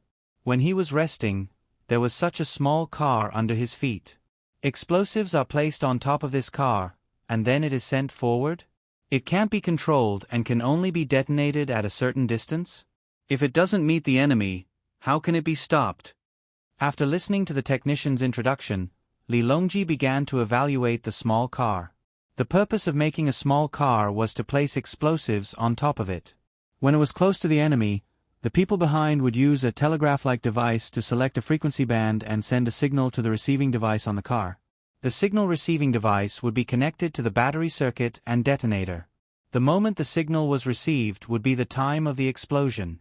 The main purpose was to prevent their own people from taking the risk of rushing forward when the artillery at the back couldn't catch up. The small car could go very far, exceeding the throwing distance of a grenade. The technician said helplessly, "There's no other way. If we use a remote control device, we need a very long wire. For example, if it runs 200 meters away, we need at least 200 meters of wire. If it gets caught on something, it will be very troublesome. If we only let the small car move 50 meters, it would be better to throw a grenade. Now, we are researching on the grenade launcher. The main problem is the primer for the grenade. If we can make it, we can even make artillery shells, let alone grenades. The problem is that if we add primer to the grenade, the cost of making it is too high. Xiao Bao called us last month and scolded us. He said we didn't put in enough effort to form a team during our research. He said we felt grenades are not as long as artillery shells and are not important. That's why we didn't research on adding primer to the grenade. When the technician was speaking, he felt wronged. This was because the Ministry of Works Research Institute was rarely scolded, especially by such a harsh tone. Then is what Xiao Bao scolded us? Li Longji asked. Actually, yes, we felt grenades have a shorter throwing distance. If it is a few dozen meters away, we can also use guns to shoot. Also, the weight of a grenade can be exchanged for the weight of a lot of bullets. It is not as convenient to carry as grenades. The technician wanted to explain or shirk responsibility, but he suddenly remembered Zhang Xiaobao's style of doing things and didn't dare to find excuses for himself. Li Longji pondered for a while. Do it as soon as possible, but be careful. How much is the cost of the small car under my feet? 30 strings of bursts. The entire set will cost 30 strings of bursts. Xiao Bao sent us a telegram a few days ago and asked us to make dozens of big ones. This big. The technician measured the length of the car. It was about 1.5 meters long and 70 centimeters wide. Li Longji followed and asked, Xiao Bao wants to use it to blow up the city walls? Why don't we use artillery to bombard them? It's not blowing up the city walls. It's for the little guys to sit and play with. We are currently solving the problem of the battery pack storage capacity and the amount of electricity that can be delivered per unit of time. The technician replied, We are going to war soon, and Xiao Bao still wants to make toys for Xiao Bei and the others? Just do it. Who knows what they are thinking? Li Longji couldn't figure out what Zhang Xiaobao was thinking, so he wanted to stop him. However, he also considered the possibility that Zhang Xiaobao might have some ulterior motive. If he were to stop him, it would be too late. Thus, he nodded. Your Majesty, we can start filming the next set of scenes. You need to change your clothes. This set of scenes will show that you support agriculture. You need to wear a bamboo hat on your head, change your clothes into rough linen, and preferably straw sandals on your feet. We have also prepared a hoe for you. Do you want to start? The director in charge of filming carefully came over and said awkwardly. Li Longji had been filming the scenes in the school next to the research institute. He personally held a book and taught others as if he really knew. Now, he needed to change it to the agricultural aspect. The makeup artist was in place and had to make him look like a farmer who was hoeing crops in the afternoon. The only thing was that the color of his skin was slightly darker, there had to be sweat on his head, his sleeves were rolled up, and there had to be some mud on his arms. Actually, when people were farming, the men were usually shirtless to prevent their clothes from being worn out. However, the emperor couldn't be shirtless, or else the people from the Ministry of Rites and the Censorate would be excited. After Li Longji changed his clothes and had the makeup done, he looked at the hoe and ordered, "Change it. It's obvious that this is a new hoe. Change it to an old one." When filming a movie, even if you are lying, you have to be more professional. It won't do if you don't have the basic qualities. Yes, yes, yes, we didn't consider it thoroughly. Your Majesty, come with us. The people from the Research Institute have opened up some vegetable fields on the left. It just so happens that they didn't have time to clean up the weeds there. You can go and hoe it. The director was very good at choosing the location. Gao Lisher didn't go to the construction site in the palace today. Instead, he came along to watch. He still had a few scenes and added 2 lines. One line was, "Your Majesty, you personally teach, you will inspire the students of the Ministry of Works." The other line was, "Your Majesty, you personally farm, you will inspire the people." In the end, Li Longji changed it. Otherwise, it would seem too fake. He changed it to, "Your Majesty, the students of the Ministry of Works have already seen what you said last time. Why don't you talk more about it later? Your Majesty, there is a place in front that you didn't hoe. There are still edible wild vegetables. I will collect them for you and make your favorite wild vegetable soup." This was much better than the previous one. It felt more natural and showed that the emperor wasn't that amazing. There were also places that the hoe couldn't hoe. At the same time, it also showed that the emperor didn't necessarily eat delicacies. There was still wild vegetable soup. That was the way things were. It was a movie, so of course it was a lie. If it was real, it would be called a documentary. Li Longji came to the uncleaned field with a hoe in his hand. He pondered for a moment and said, "Find me 2 more children." "Your Majesty, why are you looking for children?" The director was also a rookie. To be honest, Zhang Xiaobao was much better than him as a director. Moreover, he could write his own script, act as an actor, and win all kinds of awards for the male lead. Otherwise, he wouldn't be able to fool people. Li Longji slammed the hoe into the ground and said in a deep voice, "I don't intend to give the commoners the idea that I am doing farm work every day. Find 2 children and a group of commoners. Or you can act as commoners yourselves. After that, you can stand by the side of the field and watch me. When I am weeding, don't move. Just watch. When the 2 children come over, one of them curiously asks, 'I heard that you are the emperor. Why did you suddenly think of weeding today?' The other child keeps nodding his head with a curious expression. At that time, I will stop and use one hand to massage my waist. I will say to the 2 children, 'Yes, I am the emperor. Today, I am working in the field to tell the commoners of Great Tang that I, the emperor, value you very much. Although I am not good at this kind of work and my waist hurts, I believe that you will do a good job. You will be 100 times better than me. It is because of you that I can eat my fill.' Then, I will look at the commoners and say to them, 'Don't always look at me as a joke. Come down and help me hoe this field. At the same time, I will also give you a scene. After you are done with your work, go back and do other things. This is what I plan to do. Listen to me and get down to the field to help me hoe the weeds. You will do it skillfully. If you don't know how to do it, don't give me a scene. What do you think?" Everyone who heard Li Longji's words widened their eyes. Gao Lisher cooperated and shouted, "Talent! Your Majesty, this subject never thought that Your Majesty would have such talent. This subject agrees.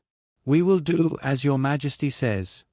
The flattering voices of the others also sounded in Li Longji's ears. Li Longji narrowed his eyes in enjoyment. Suddenly, an idea popped up in his mind. He asked the people around him, "Say, if we find someone to play the role of Xiaobao and pretend to be a fool and follow me around, I can teach him from time to time. Would the effect be better?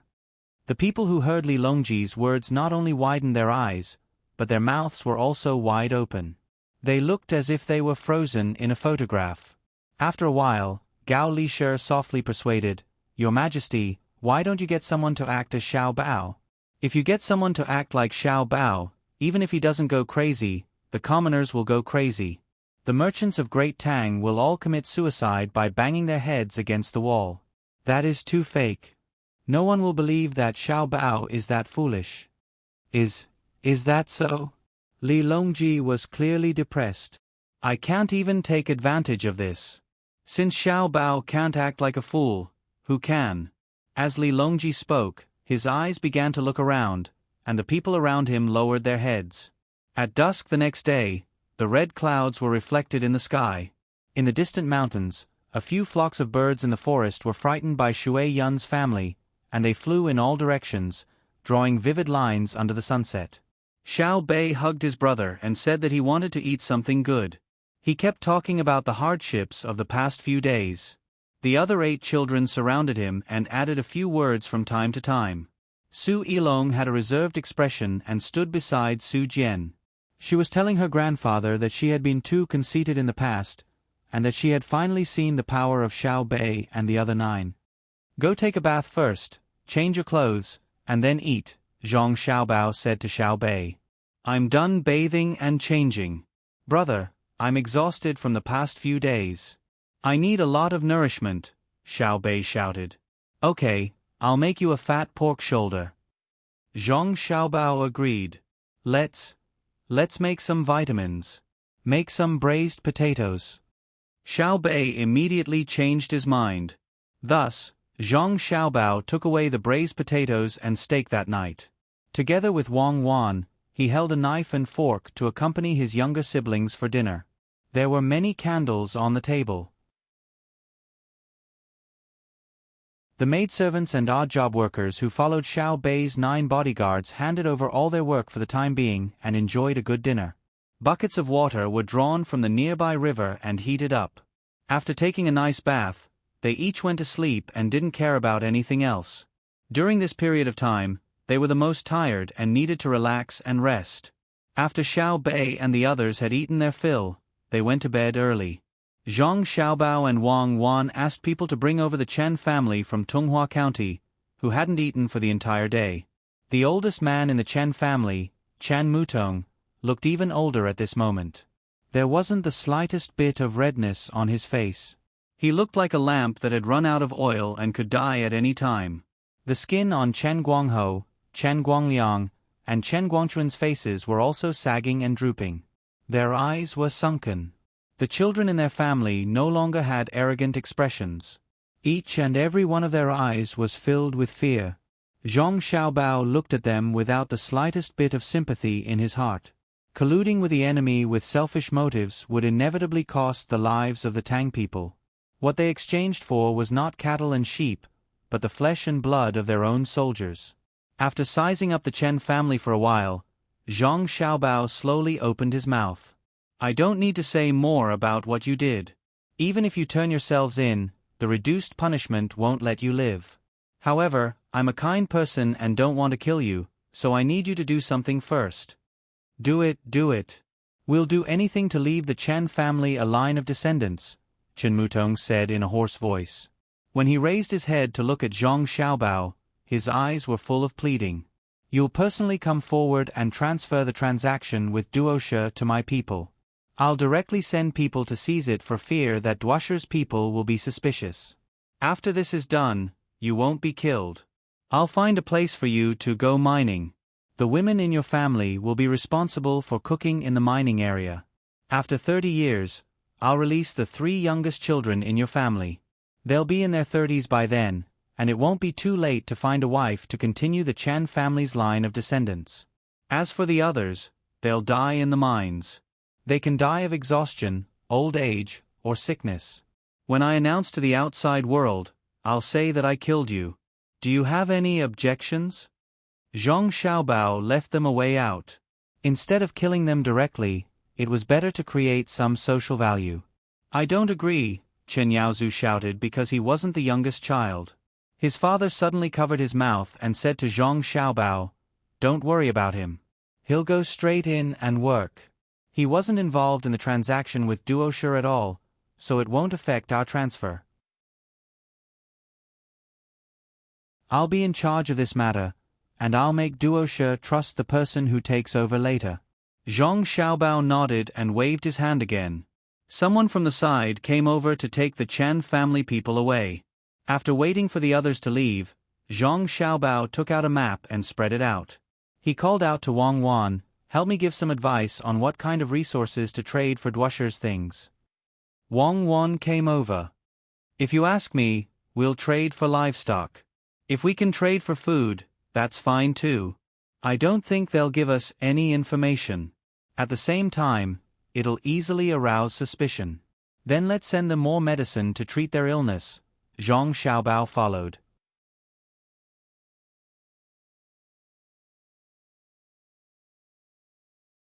Chapter 12:15. The timing of the team's departure was very accurate. They said that they would arrive in Yizhou on the second day after the rendezvous. When Zhang Xiaobao and Wang Wan's team arrived at the city gate of Yizhou, the Chens had already met up with Duoshe's spies who were hiding in the city. They introduced the new contact to them, and at the same time indicated that they might not be able to trade with the other party in person in the future.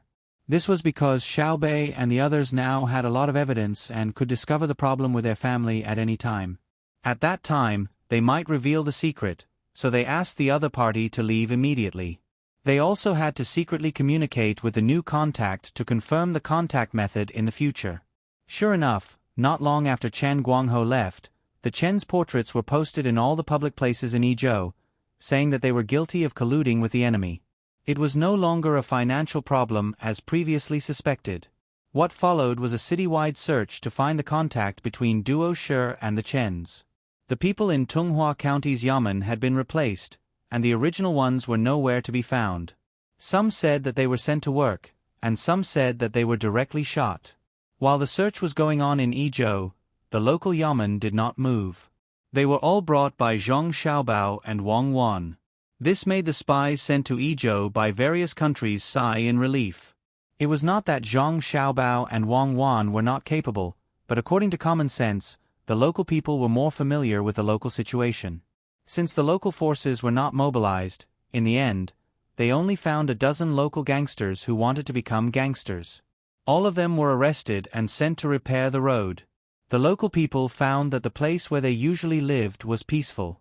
The meat sellers no longer encountered situations where they only received 3 or 4 copper coins for a piece of meat that was supposed to be 5 copper coins. Zhang Xiaobao and Wang Wan's team camped in the field of the local garrison outside the city, and they themselves led a small group of people into the city. The restaurant in the city had been emptied a few days ago. They no longer received any foreign guests, and only waited for the arrival of the main family. It's time for a battle of wits. To be honest, I'm very angry now. Zhang Xiaobao sent someone to inform the local forces that they were not allowed to visit him now. He sat at the top of the Blue Sea Silver Sand restaurant and looked down through the window as he spoke to Wang Wan, who was grinding coffee. Wang Wan unhurriedly shook the coffee grinding machine. When she heard Zhang Xiaobao's words, she asked, "What's wrong? You haven't come up with a good idea yet?" "No, I really hate them. Of all the times to cause trouble, why did they have to wait until we were about to take action? I hope that the Meteor Battle Squad speed can be a little faster. After the results are out, maybe I can have a flash of inspiration and figure out a way to harm others to benefit myself." As Zhang Xiaobao spoke, he got up to get snacks, sugar, and salt. He was going to have a cup of coffee with Wang Wan later. Now, there were a lot of coffee beans stored at home, but he had never taken them out to sell. He didn't even send them to Gao Lisher. He wanted to wait for more coffee to be planted in Hainan before taking them out to form a new employment industry for Tang Dynasty. Just like now, they were looking for unsuitable places to plant tea trees. They were using various methods to make tea leaves and piling them up in the warehouse. Then, when the fleet was free, they would ship them to farther places and conduct a fair trade with the locals. "Xiaobao, I remember that you don't like to drink coffee. When Wang Wan saw Zhang Xiaobao busying himself there, she didn't think that he was specially serving her. I suddenly thought of selling tea. The locals might not like to drink tea. If we sell it boat by boat, the price of the tea will definitely not go up. Things are expensive when they are rare, so we have to sell them as luxury goods, especially good tea. The current coffee is expensive because it's rare. If we don't want it to be rare, we have to add some vegetable fat into it. What Zhang Xiaobao meant was that the coffee in front of him was expensive, so he could drink it. Wang Wan was amused by Zhang Xiaobao's words. Things are expensive when they are rare. Can rare and thick be the same? In the past, I never put anything else in my coffee.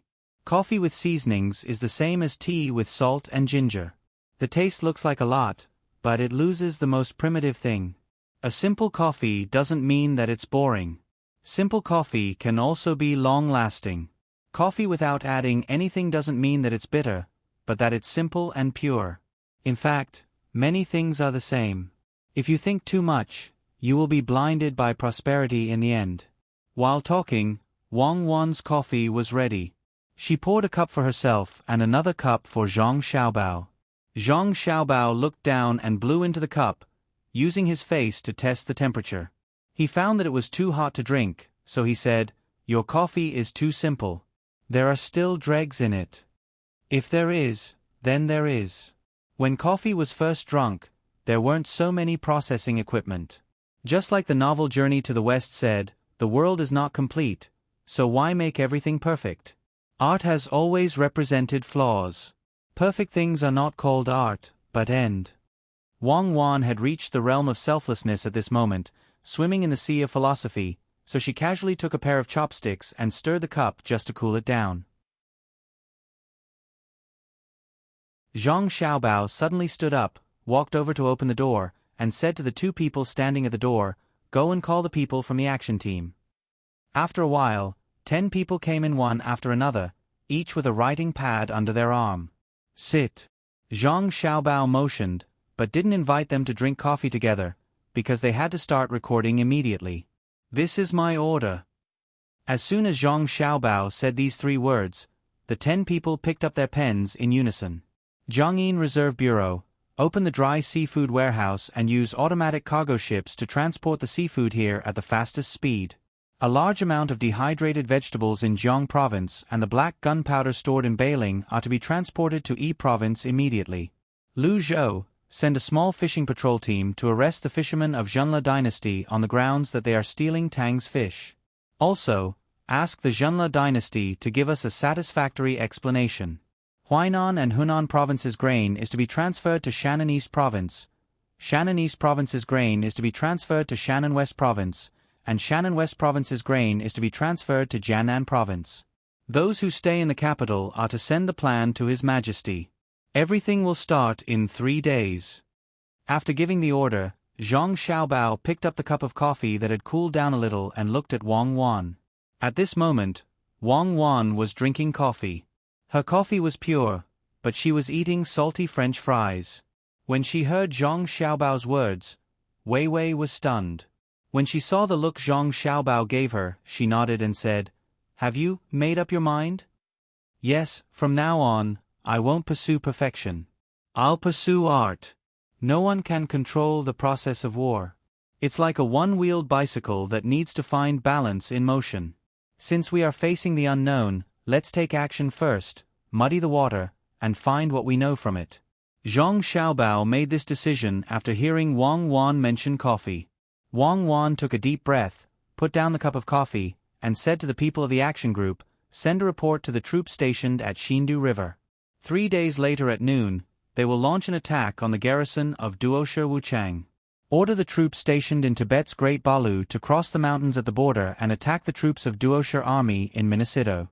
Order the Nepal commandos to advance toward Guangyan City and destroy any enemy lives along the way. Order the artillery directly under Lesa City to arrive near the river that runs from east to west and be prepared to attack the enemy's troops at any time. Order the Annan Protectorate to take out 80% of its troops and block the border with Zhenla." A pile of military orders came out of Wang Wan's mouth. The time of the attack was set to be 3 days later. In the morning, the new administrative orders would be published in the capital in the form of newspapers. At noon, the battle would begin. Zhang Xiaobao needed these two actions to support the implementation of the new plan. As for whether Zhenla would start a war, there was no need to consider. Originally, they treated Zhenla as a frontline war. Now, they combined it with the war against Duoshi. If it didn't attack, they would let the navy go around it. If it attacked, they would treat it as Duoshi and extend the front line. In any case, the front lines from east to west and north to north were long enough. This was because Zhang Xiaobao and Wang Wan not only wanted to attack Iran and Pakistan, but also a large part of India. Otherwise, it would be difficult to rule. With the Himalayas in the way, they might as well take this opportunity to firmly occupy the other side of the mountain. If they didn't attack now, they would have to readjust the domestic situation when they invaded India after the war with Duoshi. At the same time, it was not beneficial for Zhang Xiaobao to make plans outside of the war. They had to give Zhang Xiaobao a strategic territory where he could attack and retreat, and an environment where there was absolute military power to suppress him. Only then could he display his abilities. It was said that economic aggression was powerful, but the prerequisite was that there was military power to protect it. Otherwise, Zhang Xiaobao couldn't do anything. Even if he played tricks with economic means, when the time came and people said that they would directly confiscate his things, he could only hold on. If Wang Wan fought well, Zhang Xiaobao wouldn't have to worry about someone finding a groundless excuse to confiscate his operating capital. Similarly, Wang Wan also didn't have to worry. She only had to ensure that her military strength was enough to deter the enemy, or that she would constantly win in small skirmishes. That way, the soldiers wouldn't have to risk their lives. It was very simple to say. It was just the theory of yin and yang, a rule that nothing in the world could escape. In fact, the ancestors had spent a lot of effort to study it, but the descendants didn't inherit and develop it well for various reasons. For example, when the sky thundered and it rained, the ancestors explained that yin and yang combined to form rain, and at the same time, yin was born from yang, and yin was born from yang. The supplement to yin and yang was the three forces and five elements of heaven, earth, and man. Wisdom could be said to be soaked in thousands of things, but there were always problems in turning the theory into practical people and the promotion of the era. Zhang Xiaobao and Wang Wan were in such a situation. One yin and one yang had to cooperate well before they could transform into other aspects. The thing that the two of them didn't want to happen the most was barbarians using simple means to destroy the normal development of Chinese civilization. In history, it seemed that at every critical moment, they would be dealt with by others, and they felt helpless and distressed. Thus, when the two of them had just developed an industrial system, they first let their own countries collide economically and ideologically, and then made the great leap forward, and then resolved it through war. This way, not only would the neighboring countries always be under the shadow of war, but it would also be convenient for them to plunder resources, then come back to research technology, promote weapons, and continue to expand. The two of them were riding the development of the great Tang like a bicycle, not fixed to the left or the right, but always wandering between the two. As I was writing, I realized that it was already past 24 o'clock. Alright, for the full attendance of 500 yuan this month, I'll update 15,000 yuan today. When I'm done, please count your votes and encourage me.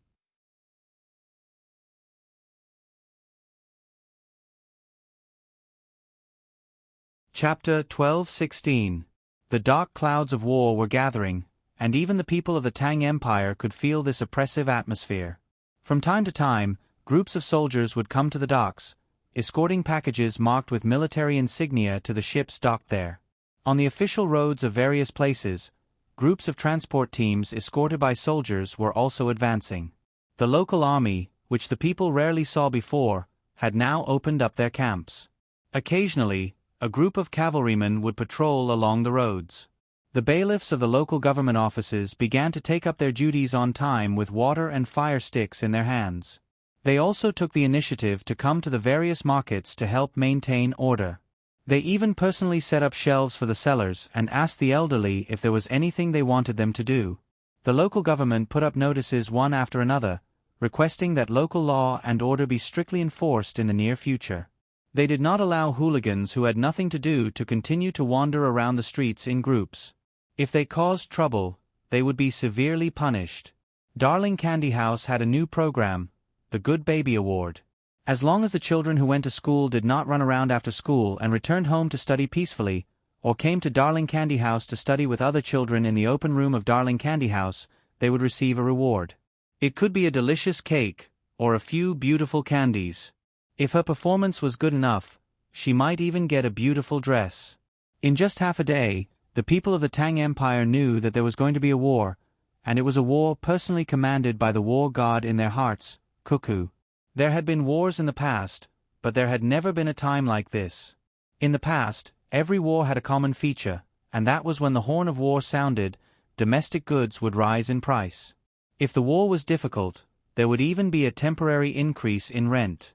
In fact, the people of various places were already prepared for this. They only hoped that after the war, the price of goods would fall again. The merchants also began to get restless. One by one, they contacted their peers and asked if they should take advantage of this opportunity to stock up on goods. When the time came, they would raise the price and earn more from the difference. The small merchants gathered together to discuss. They felt that they should follow the previous rules, but they were not assured.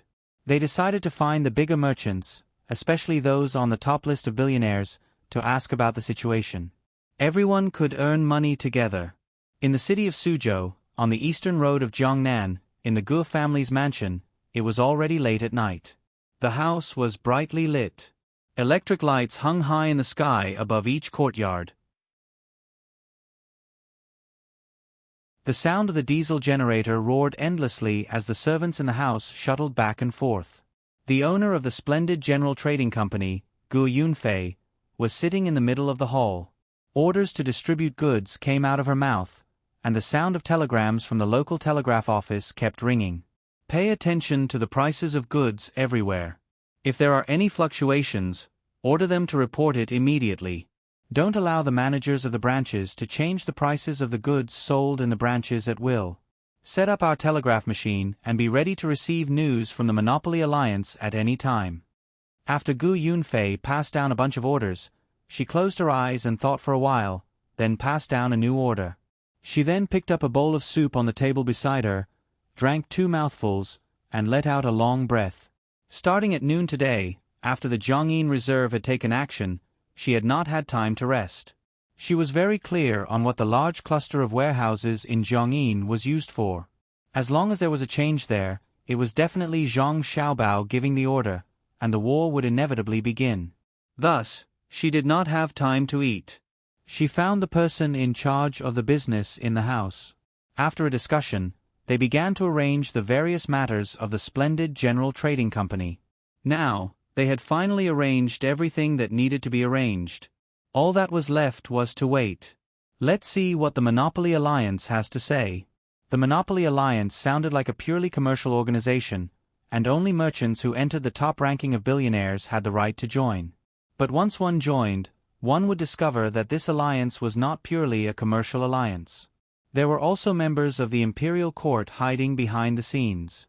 For example, the simplest method was to transport goods to places outside the Great Tang and exchange them with the local natives.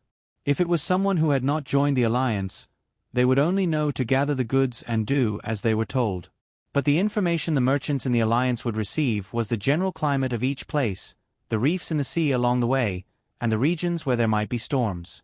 At the same time, they would also receive the sailing route of the Great Tang's patrol fleet, a special telegraph machine, and the corresponding password to contact the fleet. Who would believe that there was no imperial court behind the alliance? Let alone the password, even the telegraph machine would not be given to you to use. Most importantly, the chief steward sent out by the alliance would be given a pistol with 16 bullets and 2 magazines for them to carry on their bodies to protect themselves. At the same time, the stewards would be required to gather as much local intelligence as possible. This included what kind of animals and plants there were, what the structure of the local tribes were, and the doctors following the teams would report on the actual physical conditions of the members. Gu Yunfei knew from this that this was an imperial court operation under the guise of merchants. The purpose was to control all the influential merchants in the country. Moreover, she knew that ever since the Monopoly Alliance had been established, none of the merchants had ever been kicked out, even if they had made less money recently, or if they had done something wrong and lost money. Based on their wealth and status, they should have been kicked out of the alliance and replaced with someone better. But in reality, they had not been kicked out. On the contrary, they had received the support of the great Tang Bank, and they had even been given interest-free loans. This meant that the imperial court did not wish for the merchants of the Monopoly Alliance to leave the alliance and tell others about the rules, so they could only help them when they made mistakes in their capital operations. And the merchants who entered the alliance would not suffer continuous losses. As long as they were given a little help, they would immediately be able to get back on their feet. Otherwise, they would not have been able to get on the list at the beginning. But other people could also enter, such as those rising stars. As long as their seniors were not kicked out, as long as their assets reached a certain level, they could enter the alliance, and their position on the list would change according to their assets. The only difference was that the list had only 100 people in the past, but now it had been expanded to 500. In theory, the top 200 had the qualifications to enter the alliance, but in reality, there were more than 300 people in the alliance. This meant that there were merchants whose positions on the list had changed, but they had not left the alliance. Gu Yunfei was patiently waiting for the imperial court to give the alliance an order. Then, she did not need to consider any other problems. Whatever the imperial court arranged, she and the others would follow. Even if the imperial court wanted the people of the alliance to donate all their assets, she could not object or even hesitate. Reporting, there are guests outside the residence. They say they are coming to Thunderbolt Logistics. This is a name card. While Gu Yunfei was thinking about the alliance, a coachman ran in from outside the hall, speaking as he handed over a name card. Gu Yunfei nodded and very casually took the name card. After opening it and glancing at it, she immediately stood up from her chair and ordered, "Come, open the main door and follow me to welcome them." "Fei, who is it?" An old man's voice came from the side hall. "Father, you stay here. Your daughter will personally go over. It is the owner of Thunderbolt Logistics, Li Chengfeng." The time is not right. He should be overseeing Luoyang. When did he come to our Suzhou? Gu Yunfei said to her father and shook her head. She walked out with confusion in her heart. She was truly confused. Looking at the time, if Li Chengfeng had just received the news, or had received the news at noon, he should not have arrived in Suzhou in the blink of an eye. Luoyang was quite a distance from Suzhou. Even the train could not reach this speed. Unfortunately, the train tracks were only built from the south to the capital. There were very few other places that were built horizontally. If only it was built directly to Jiannan Road. However, it was clearly not possible now. It was said that no less than 300,000 people had died building this railway. It was truly an inch of blood for every inch of track. Fortunately, the people who had died were all people from outside. The Tang people were also a bit like this, but that was accidental. It was just like how one could fall to death while walking. Very quickly, the main door of the Gu Manor was pushed open with creaking sounds. Li Chengfeng, who was waiting outside with a few people, revealed a smile. He was truly afraid that this strong woman would only open the side door. What should he do then? No wonder this little girl felt that the sky of the Tang Empire was shrouded in a tense atmosphere since noon. So it was Boss Li who came at night. "Welcome. Welcome. Please come in." Gu Yunfei smiled when she saw Li Chengfeng. She clasped her hands together and imitated the way a man greeted. Li Chengfeng also smiled and returned the greeting. "Is Boss Gu saying that I brought war? Thunderbolt Logistics and your splendid sundry goods are partners. I only bring peace and money, not war. Please." The two of them greeted each other and entered the Gu Manor. Naturally, there were people in charge of the arrangements for the people Li Chengfeng had brought. Returning to the hall, Li Chengfeng looked around and asked, "I wonder if Uncle is here? I would like to pay my respects." "You didn't even bring a gift. Just pay your respects like this. My father is resting in the side hall. Let's talk business first. After we are done, I will wait for you to bring a gift and see my father. Gu Yunfei didn't want others to disturb her father. Her father's health wasn't good, especially at the beginning of spring this year. He fell ill and almost didn't make it. First, he had people use ginseng to keep him alive. Then, a telegram was sent out, and the Virtuous Medical College sent a team of experts. Only then was his life saved. Now, he was continuing to recuperate. This was one of the benefits of joining the alliance. Otherwise, they definitely wouldn't be able to invite a team of experts. Li Chengfeng revealed a regretful expression. He also heard that Gu Yunfei's father was sick, so he wanted to see the situation. He helplessly nodded and said, "Actually, I did bring a gift. It's just that it wasn't convenient to send it over today. I brought 10 tons of hot spring water from Huayuan County. Tomorrow morning, I will have someone send it over. You can heat it up yourself and let Uncle soak in it." "Really? Thank you.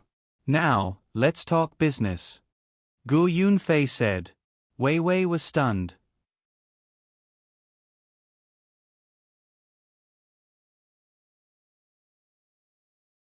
Chapter 12:17. Gu Yunfei was really surprised. She knew that her family was not short of things, but she would never have guessed that Li Changfeng would send 10 tons of hot spring water. As expected of Thunder Logistics, they dared to transport anything. She appreciated his kindness. Li Chengfeng knew that Gu Yunfei would be very happy. His gift was not only thoughtful, but also powerful. He picked up the tea and held it in his hand. He said, "I came here this time at the request of Xiao Bei and the others. I left 2 days in advance. If it weren't for the train, I would have fallen apart if I rode a horse or sat in a carriage." "Xiao Bei? They told you the news in advance? Would Zhang Xiaobao tell them about the war?" Gu Yunfei didn't believe it. "Then I don't know. Anyway, Xiao Bei and the others sent a telegram 2 days ago, saying that they would meet with brother and sister, and then hand over all their guards for brother and sister to use. They guessed that when the number of guards was enough, brother and sister would start the war, so they asked me to come to the seaside in advance. Since you are here, I came to take a look. At the same time, there is something I need Jinxiu General to cooperate with. Xiao Bei and the others asked us, who cooperate with Darling Candy House, to follow suit."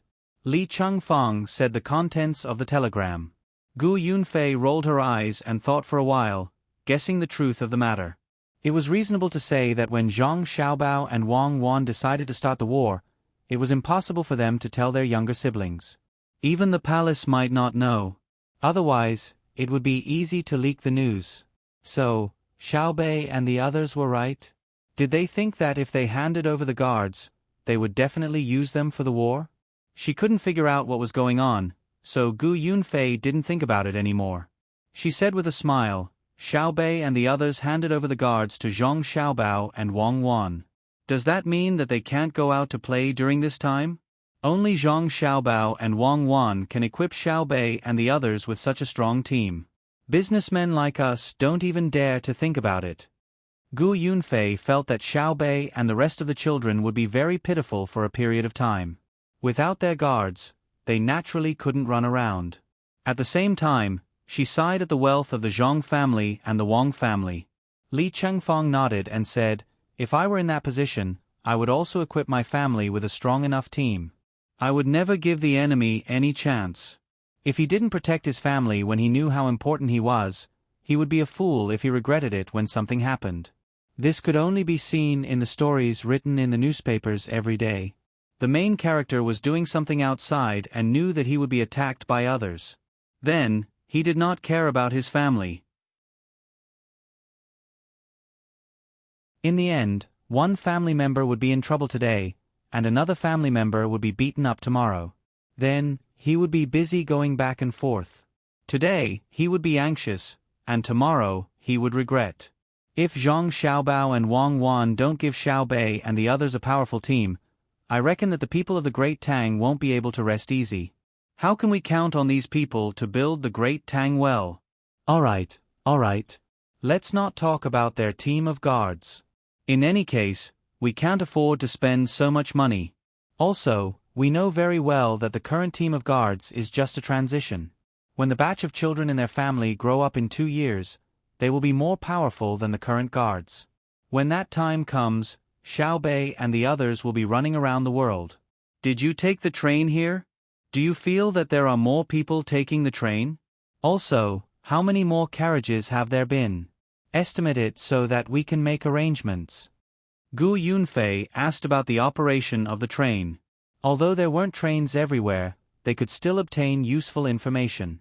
Li Chengfeng nodded and then shook his head. There are many train carriages now, but most of them are controlled by others. When I use Thunderbolt Logistics, I need to pay an extra sum of money. This makes me both love and hate it. I don't want to pay and use other methods of transportation, but I find that it costs more. However, I feel uncomfortable handing over the money. If Zhang Xiaobao and Wang Wan don't go to war this year and wait for 2 years to fight again and spend all their energy and money on building the railway, 2 years later, the number of carriages will increase, and my choices will also increase.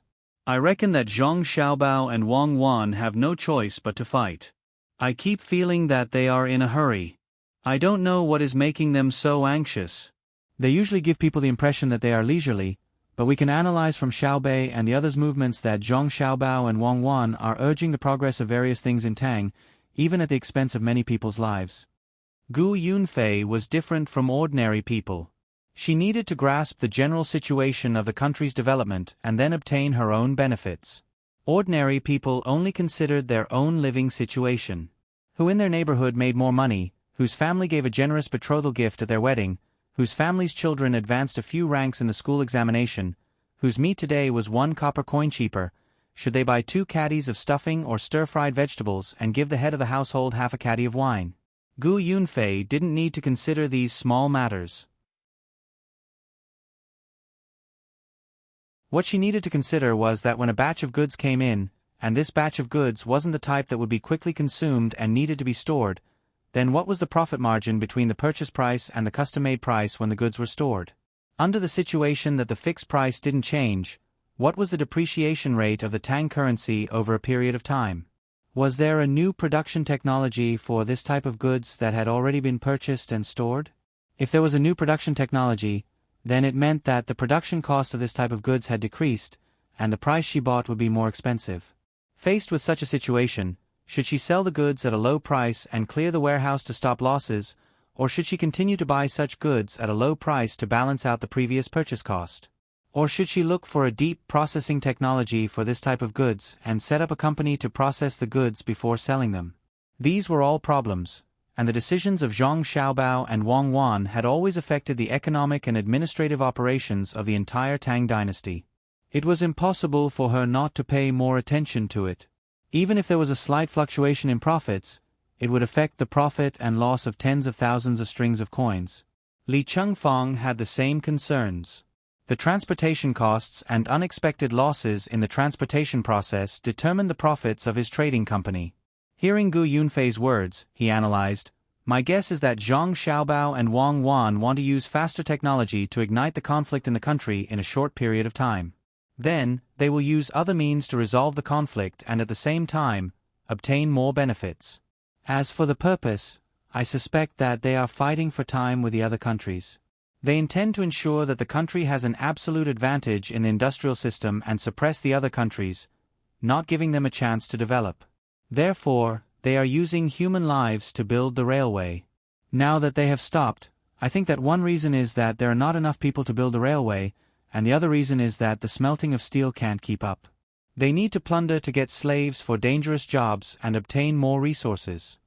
The more he thought about it, the more confused Li Chengfeng became. He put himself in the position of Zhang Xiaobao and Wang Wan and found that there was only darkness in front of him. He couldn't see a bright future at all. "Don't think about it." Gu Yunfei seemed to know what Li Chengfeng was thinking and advised, "If you can think clearly, you will be another Zhang Xiaobao. Do you think that the existence outside the top list of billionaires is just something that we merchants casually promote? If that's the case, the merchants of the Great Tang won't be afraid of Zhang Xiaobao. They can adjust the price of goods however they want.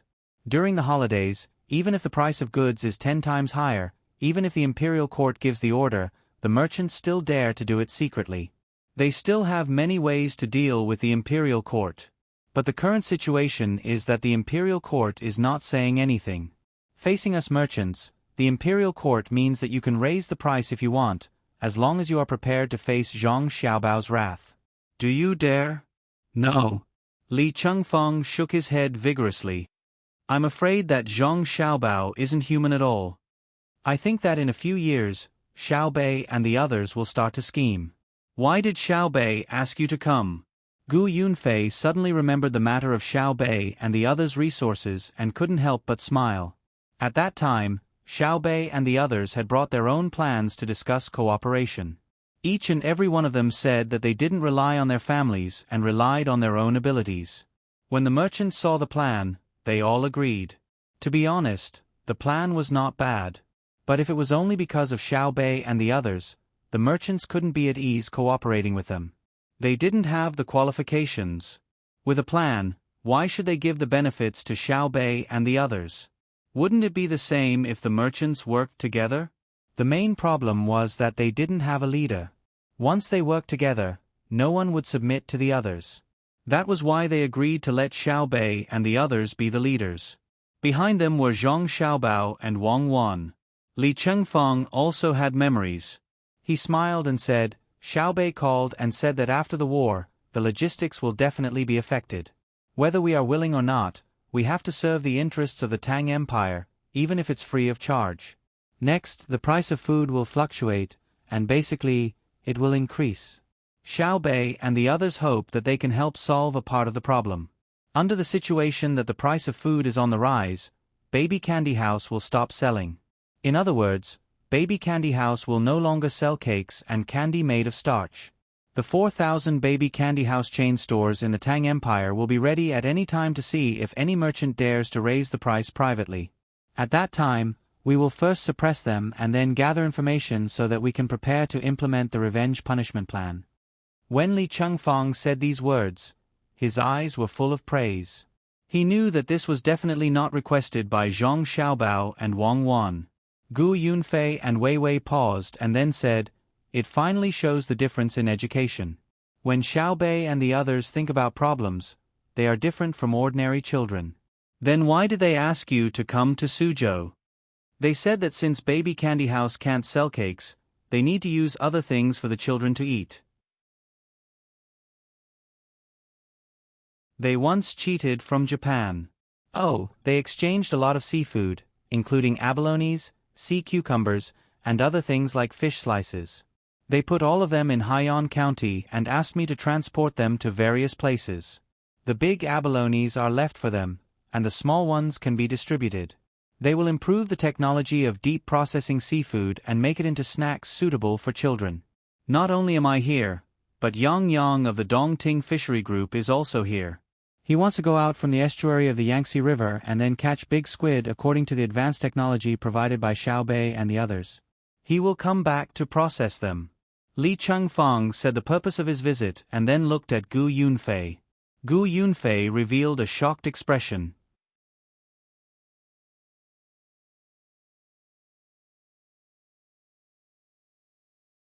Chapter 12:18.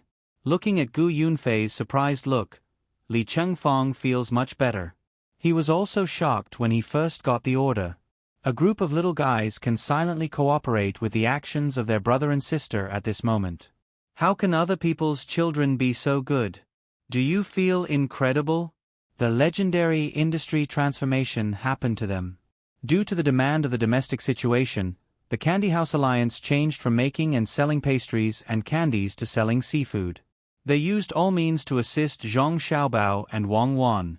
Now you know why I am here, right? Li Chengfeng asks Gu Yunfei with a smile. Gu Yunfei takes a deep breath and nods. I know. Even if the alliance doesn't send the order, Jinxiu Grocery will follow their footsteps. Otherwise, before Zhang Xiaobao gets angry, they will start to revenge first. A group of children will not follow any rules when they take revenge, right? I think so. Who can guarantee that they won't use their identity as inspectors to ask the local government to cooperate when they find that they have no better way? At that time, even if you take the case to the emperor, the result will not change. According to His Majesty's previous words, when investigating the officials, they will say, "Why didn't they arrest other officials but you?" When facing businessmen, they will probably say, "Why didn't they bully other businessmen but you?" When Li Chengfeng says it, he feels very interesting. A group of lawless children like Xiaobei care about the Tang Empire very much, while those honest people may think about something else. Seeing that Thunder Logistics and Dongting Aquatic Products are involved, Gu Yunfei asks, "Can my business help?" "Maybe we don't need your business this time," Li Chengfeng says uncertainly.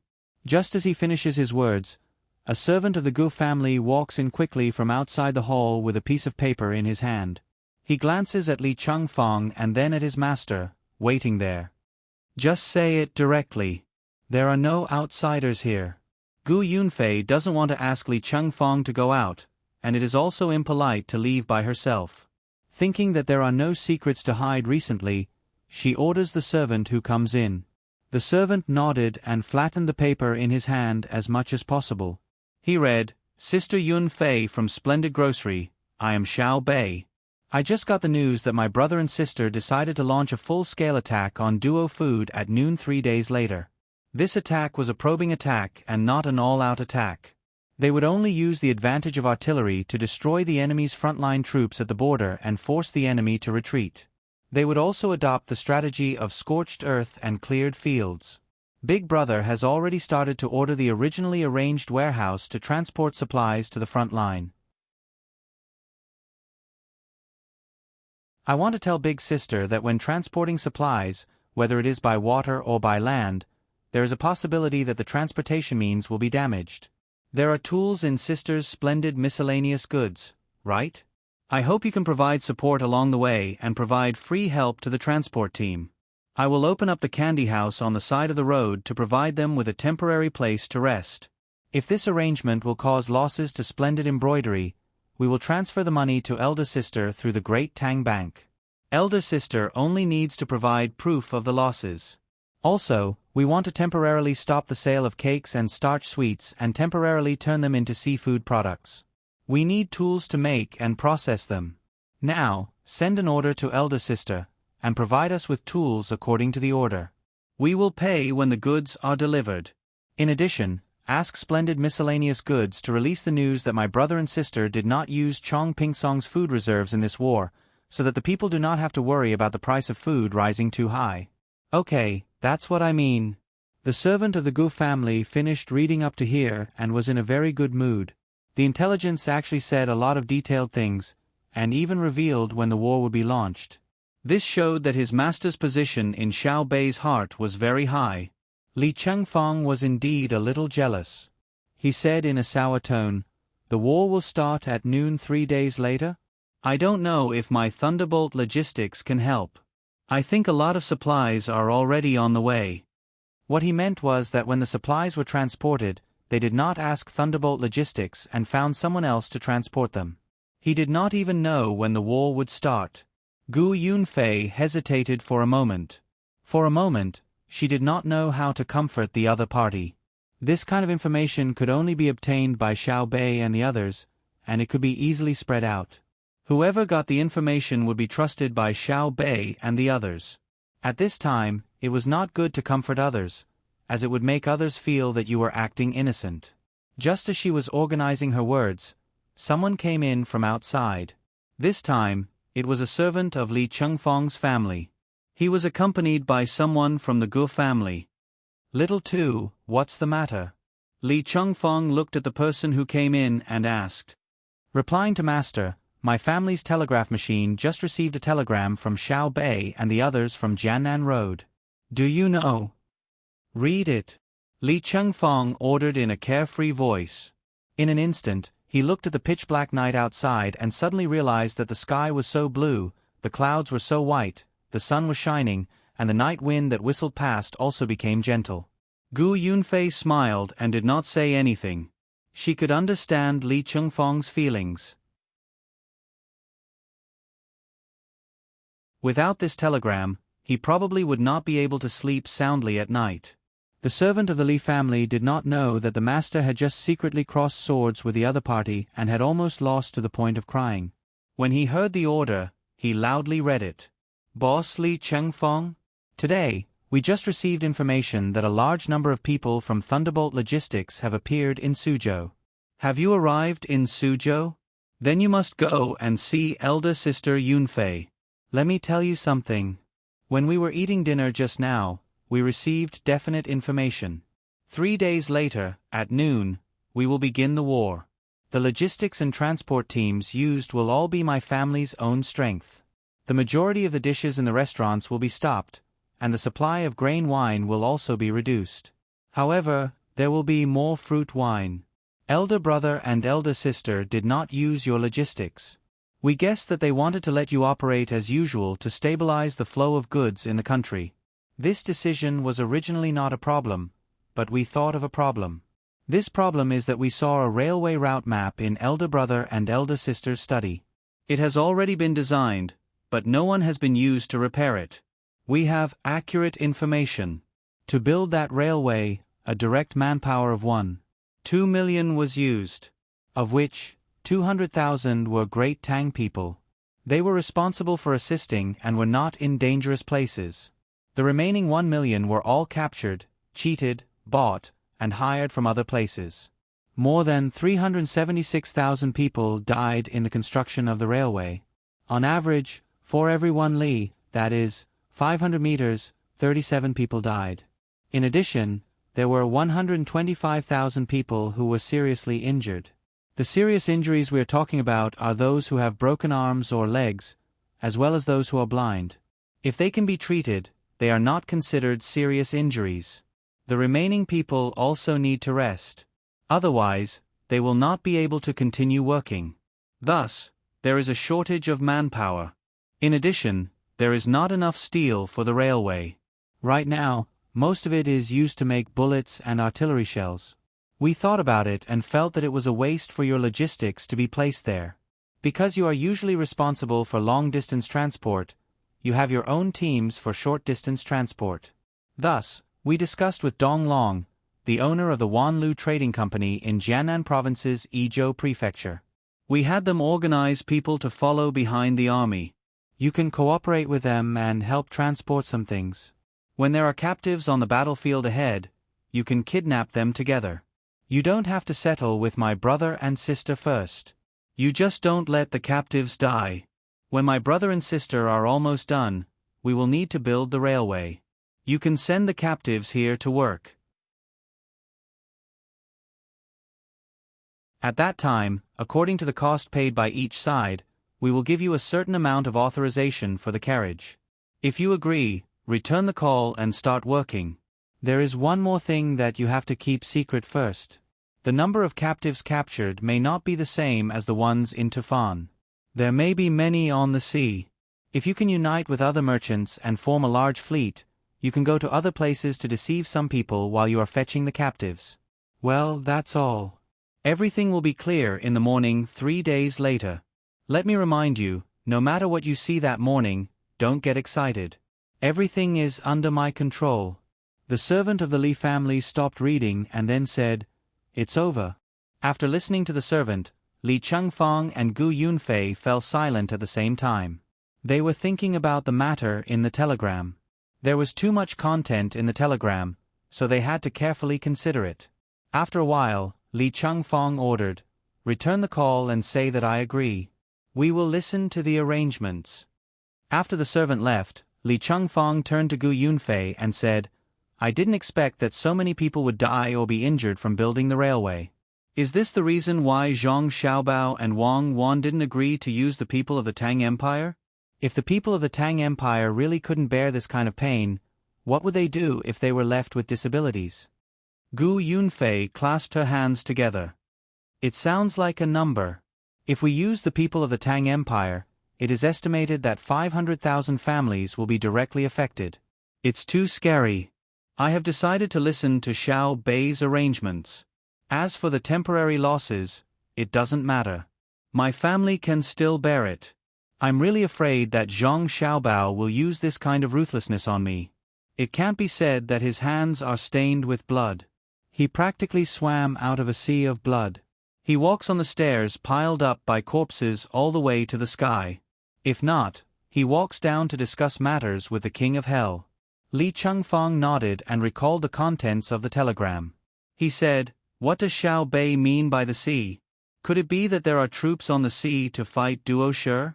In the morning 3 days later, what news can there be? He told me not to be excited. I am very excited now, but I can't explain it clearly. Wait and see. 3 days will pass quickly. The Alliance used to react quickly, but this time, they haven't shared any information. We know some things, but we can't tell others. I won't arrange a guest room for you today. You should hurry to Haiyan County as soon as possible to avoid delaying the proper business." Gu Yunfei couldn't think of anything at all. The few steps in front of her were like a thick fog, making people feel fear of the unknown. She couldn't stop and could only follow orders and rush forward. "Okay, I will leave now." Li Chengfeng didn't dare to delay. He got up and walked out, indicating that Gu Yunfei didn't need to send him off. When he reached the door, he said to Gu Yunfei, "We need to strengthen cooperation in the future. I plan to go to Jianan Circuit personally." I will go too." Gu Yunfei meant to call her when she left.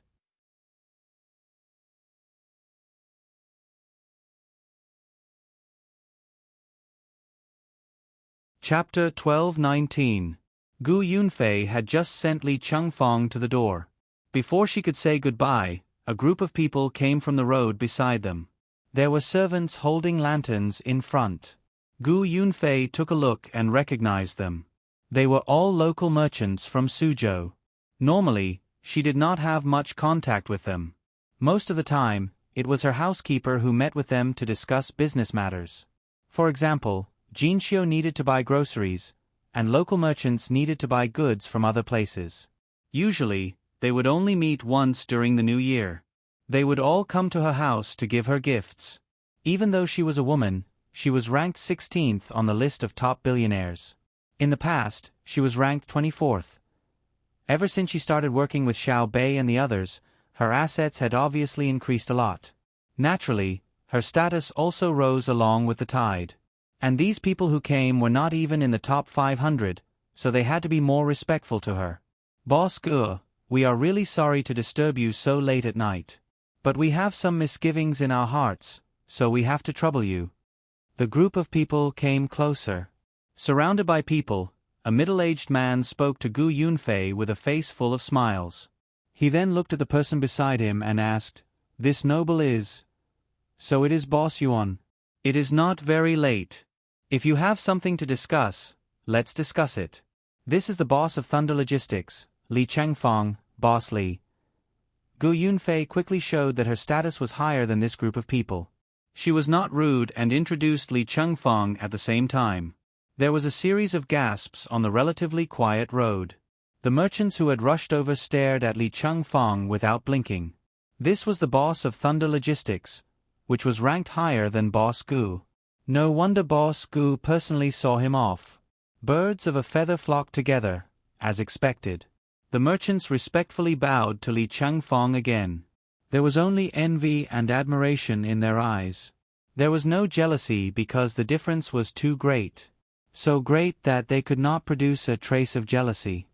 "Boss Yuan, why have you come at this time?" Come. Let's talk inside." Gu Yunfei gave way. She already had some guesses in her heart, so she asked now so that she could pull Li Chengfeng to deal with it together. No, we're not going in. We're just here to ask. Gu Dongjiao is busy, and we're not at ease. Only then did we remember Gu Dongjiao's ability. We're here to ask, so we won't waste Gu Dongjiao's time." The man with the surname Yuan politely refused. He also knew that he had to enter through the main entrance now. He didn't want to receive this kind of courtesy. One should eat as many bowls of rice as one's ability. He didn't have the ability to enjoy this kind of treatment. Once he did, the consequences would definitely not be good. Someone at the side chimed in, Yes, yes, we just want to ask around.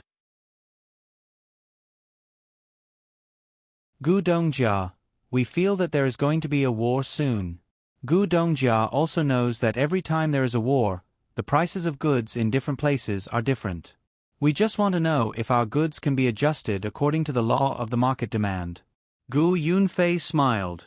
She looked at the man and said, What is the law of demand in the market? The demand of the market is the demand of the common people. I feel that the greatest demand of the common people is to live in a stable and happy environment, and not to see the price of survival necessities rise day by day, but not be able to afford them. This is the need of the people of the Great Tang, the need of our monopoly business alliance, and even Zhang Xiaobao's personal need. Do you understand? Understood. The merchants were completely frightened. Before they came, they were still thinking about what to hoard, what to raise the price of, and how much to raise it. Now, it was clear that they couldn't hoard anything. Even if they did, they couldn't raise the price. They didn't expect that the business alliance would not take advantage of this opportunity to make more money. Instead, they started to maintain the stability of domestic prices during wartime. Who would dare to go against the business alliance's orders? As for Zhang Xiaobao, there was no need to say more.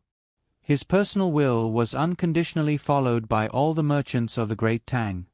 So Xiaobao didn't agree to the price change. The man with the surname Yuan wanted to confirm.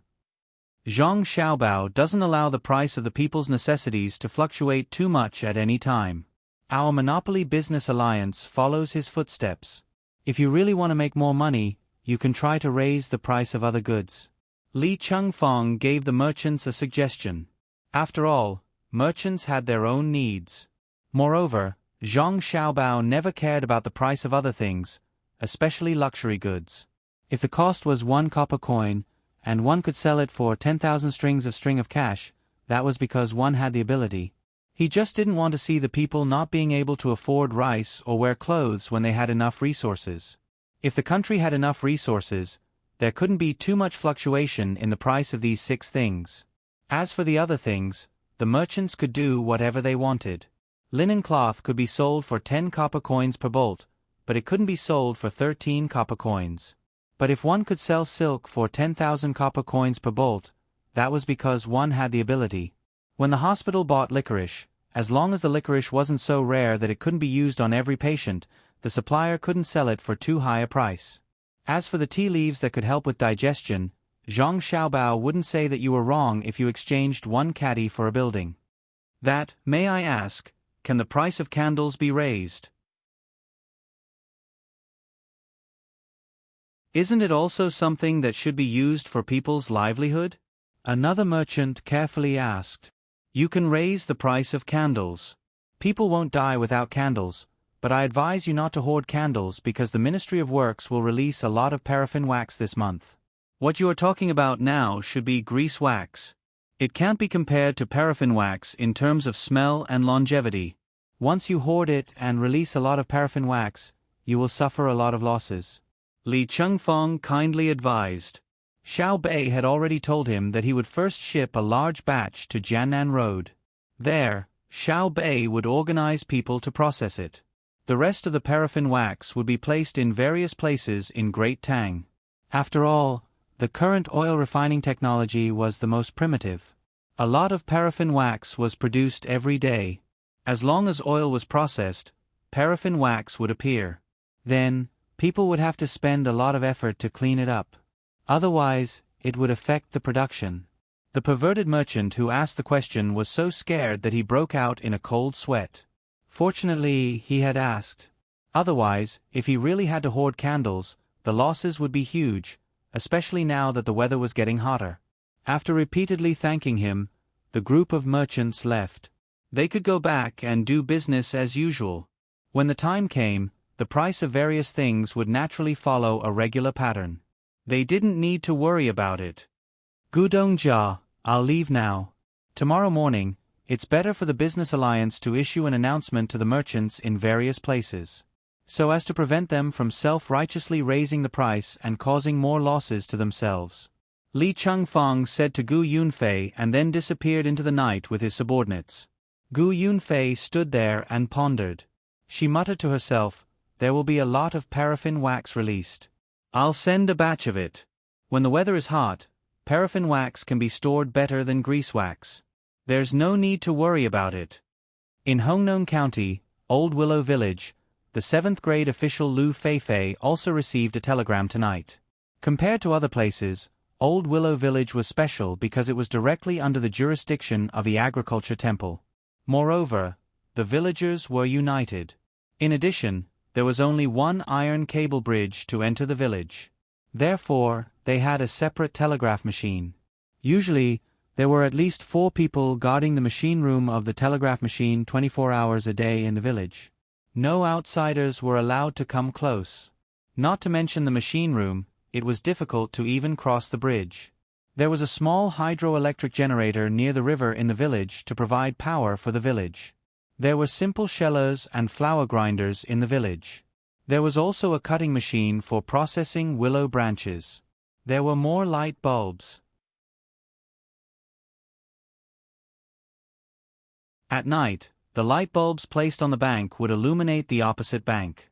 With so many advanced equipment, how could they let outsiders come in and see? What if they were robbed? Let me make models. When the time comes, the paraffin wax can be turned into all kinds of fun candles. Mainly in the image of little dolls, including the design of various animals and houses. When they are made into candles, they can be sold together with the grass seed dolls. Also, make a lot of willow ware and prepare to provide to the transport team. This was the content of the telegram Lu Feifei received. Xiaobei didn't tell her about the war, so it was not her turn to worry. "Feifei, the telegram said to let you prepare to make new dolls?" The old villager had to patrol the vicinity of the telegraph machine room for 3 hours every day. Every time a message was sent and received, he had to participate and help to provide the solution. After all, he was a scholar and had good knowledge. The teachers in the school in the village were all personally taught by him. He was a little pedantic. He always wanted to protect his identity as a scholar. However, there was also a benefit. Scholars like him now had backs as strong as iron. If he needed to pick up a sword and a gun to fight, he might not be the most powerful, but he was definitely the most heroic. When the country was rising and falling, escaping was not the choice of a true scholar. He would pull out the sword at his waist and fight to the end with the demeanor of the 6 arts of gentleman. Therefore, he was the most idle and the busiest person in the world. He would meddle in everything, but at the same time, he would not care about anything. He was like an old hen. As long as the chicks were fine, he would lie under the sun and enjoy the warmth of life, cooing from time to time. But when the chicks were in danger, he would stand up and despise all opponents. He would fight with his life until the enemy fled or he fell down. Now he just wanted to take care of something, especially when the telegraph machine finally rang. Lu Feifei respected this old hen very much. When she heard the old villager ask, she nodded and answered, "Yes, Xiaobei said that he would send a lot of paraffin wax. At the same time, he asked us to make more wicker baskets. In the future, we will need them when we transport a large number of other things." He didn't mention when the war will start. The old villager was actually most concerned about the national affairs. "No, the war has nothing to do with me. I only care about the trade of willow and the planting of willow trees in the surrounding areas. My official position is to prevent others from bullying me. If anyone sees the high income of willow in our village and wants to get benefits from it, he should first think about how a child like me can be a 7th-level official.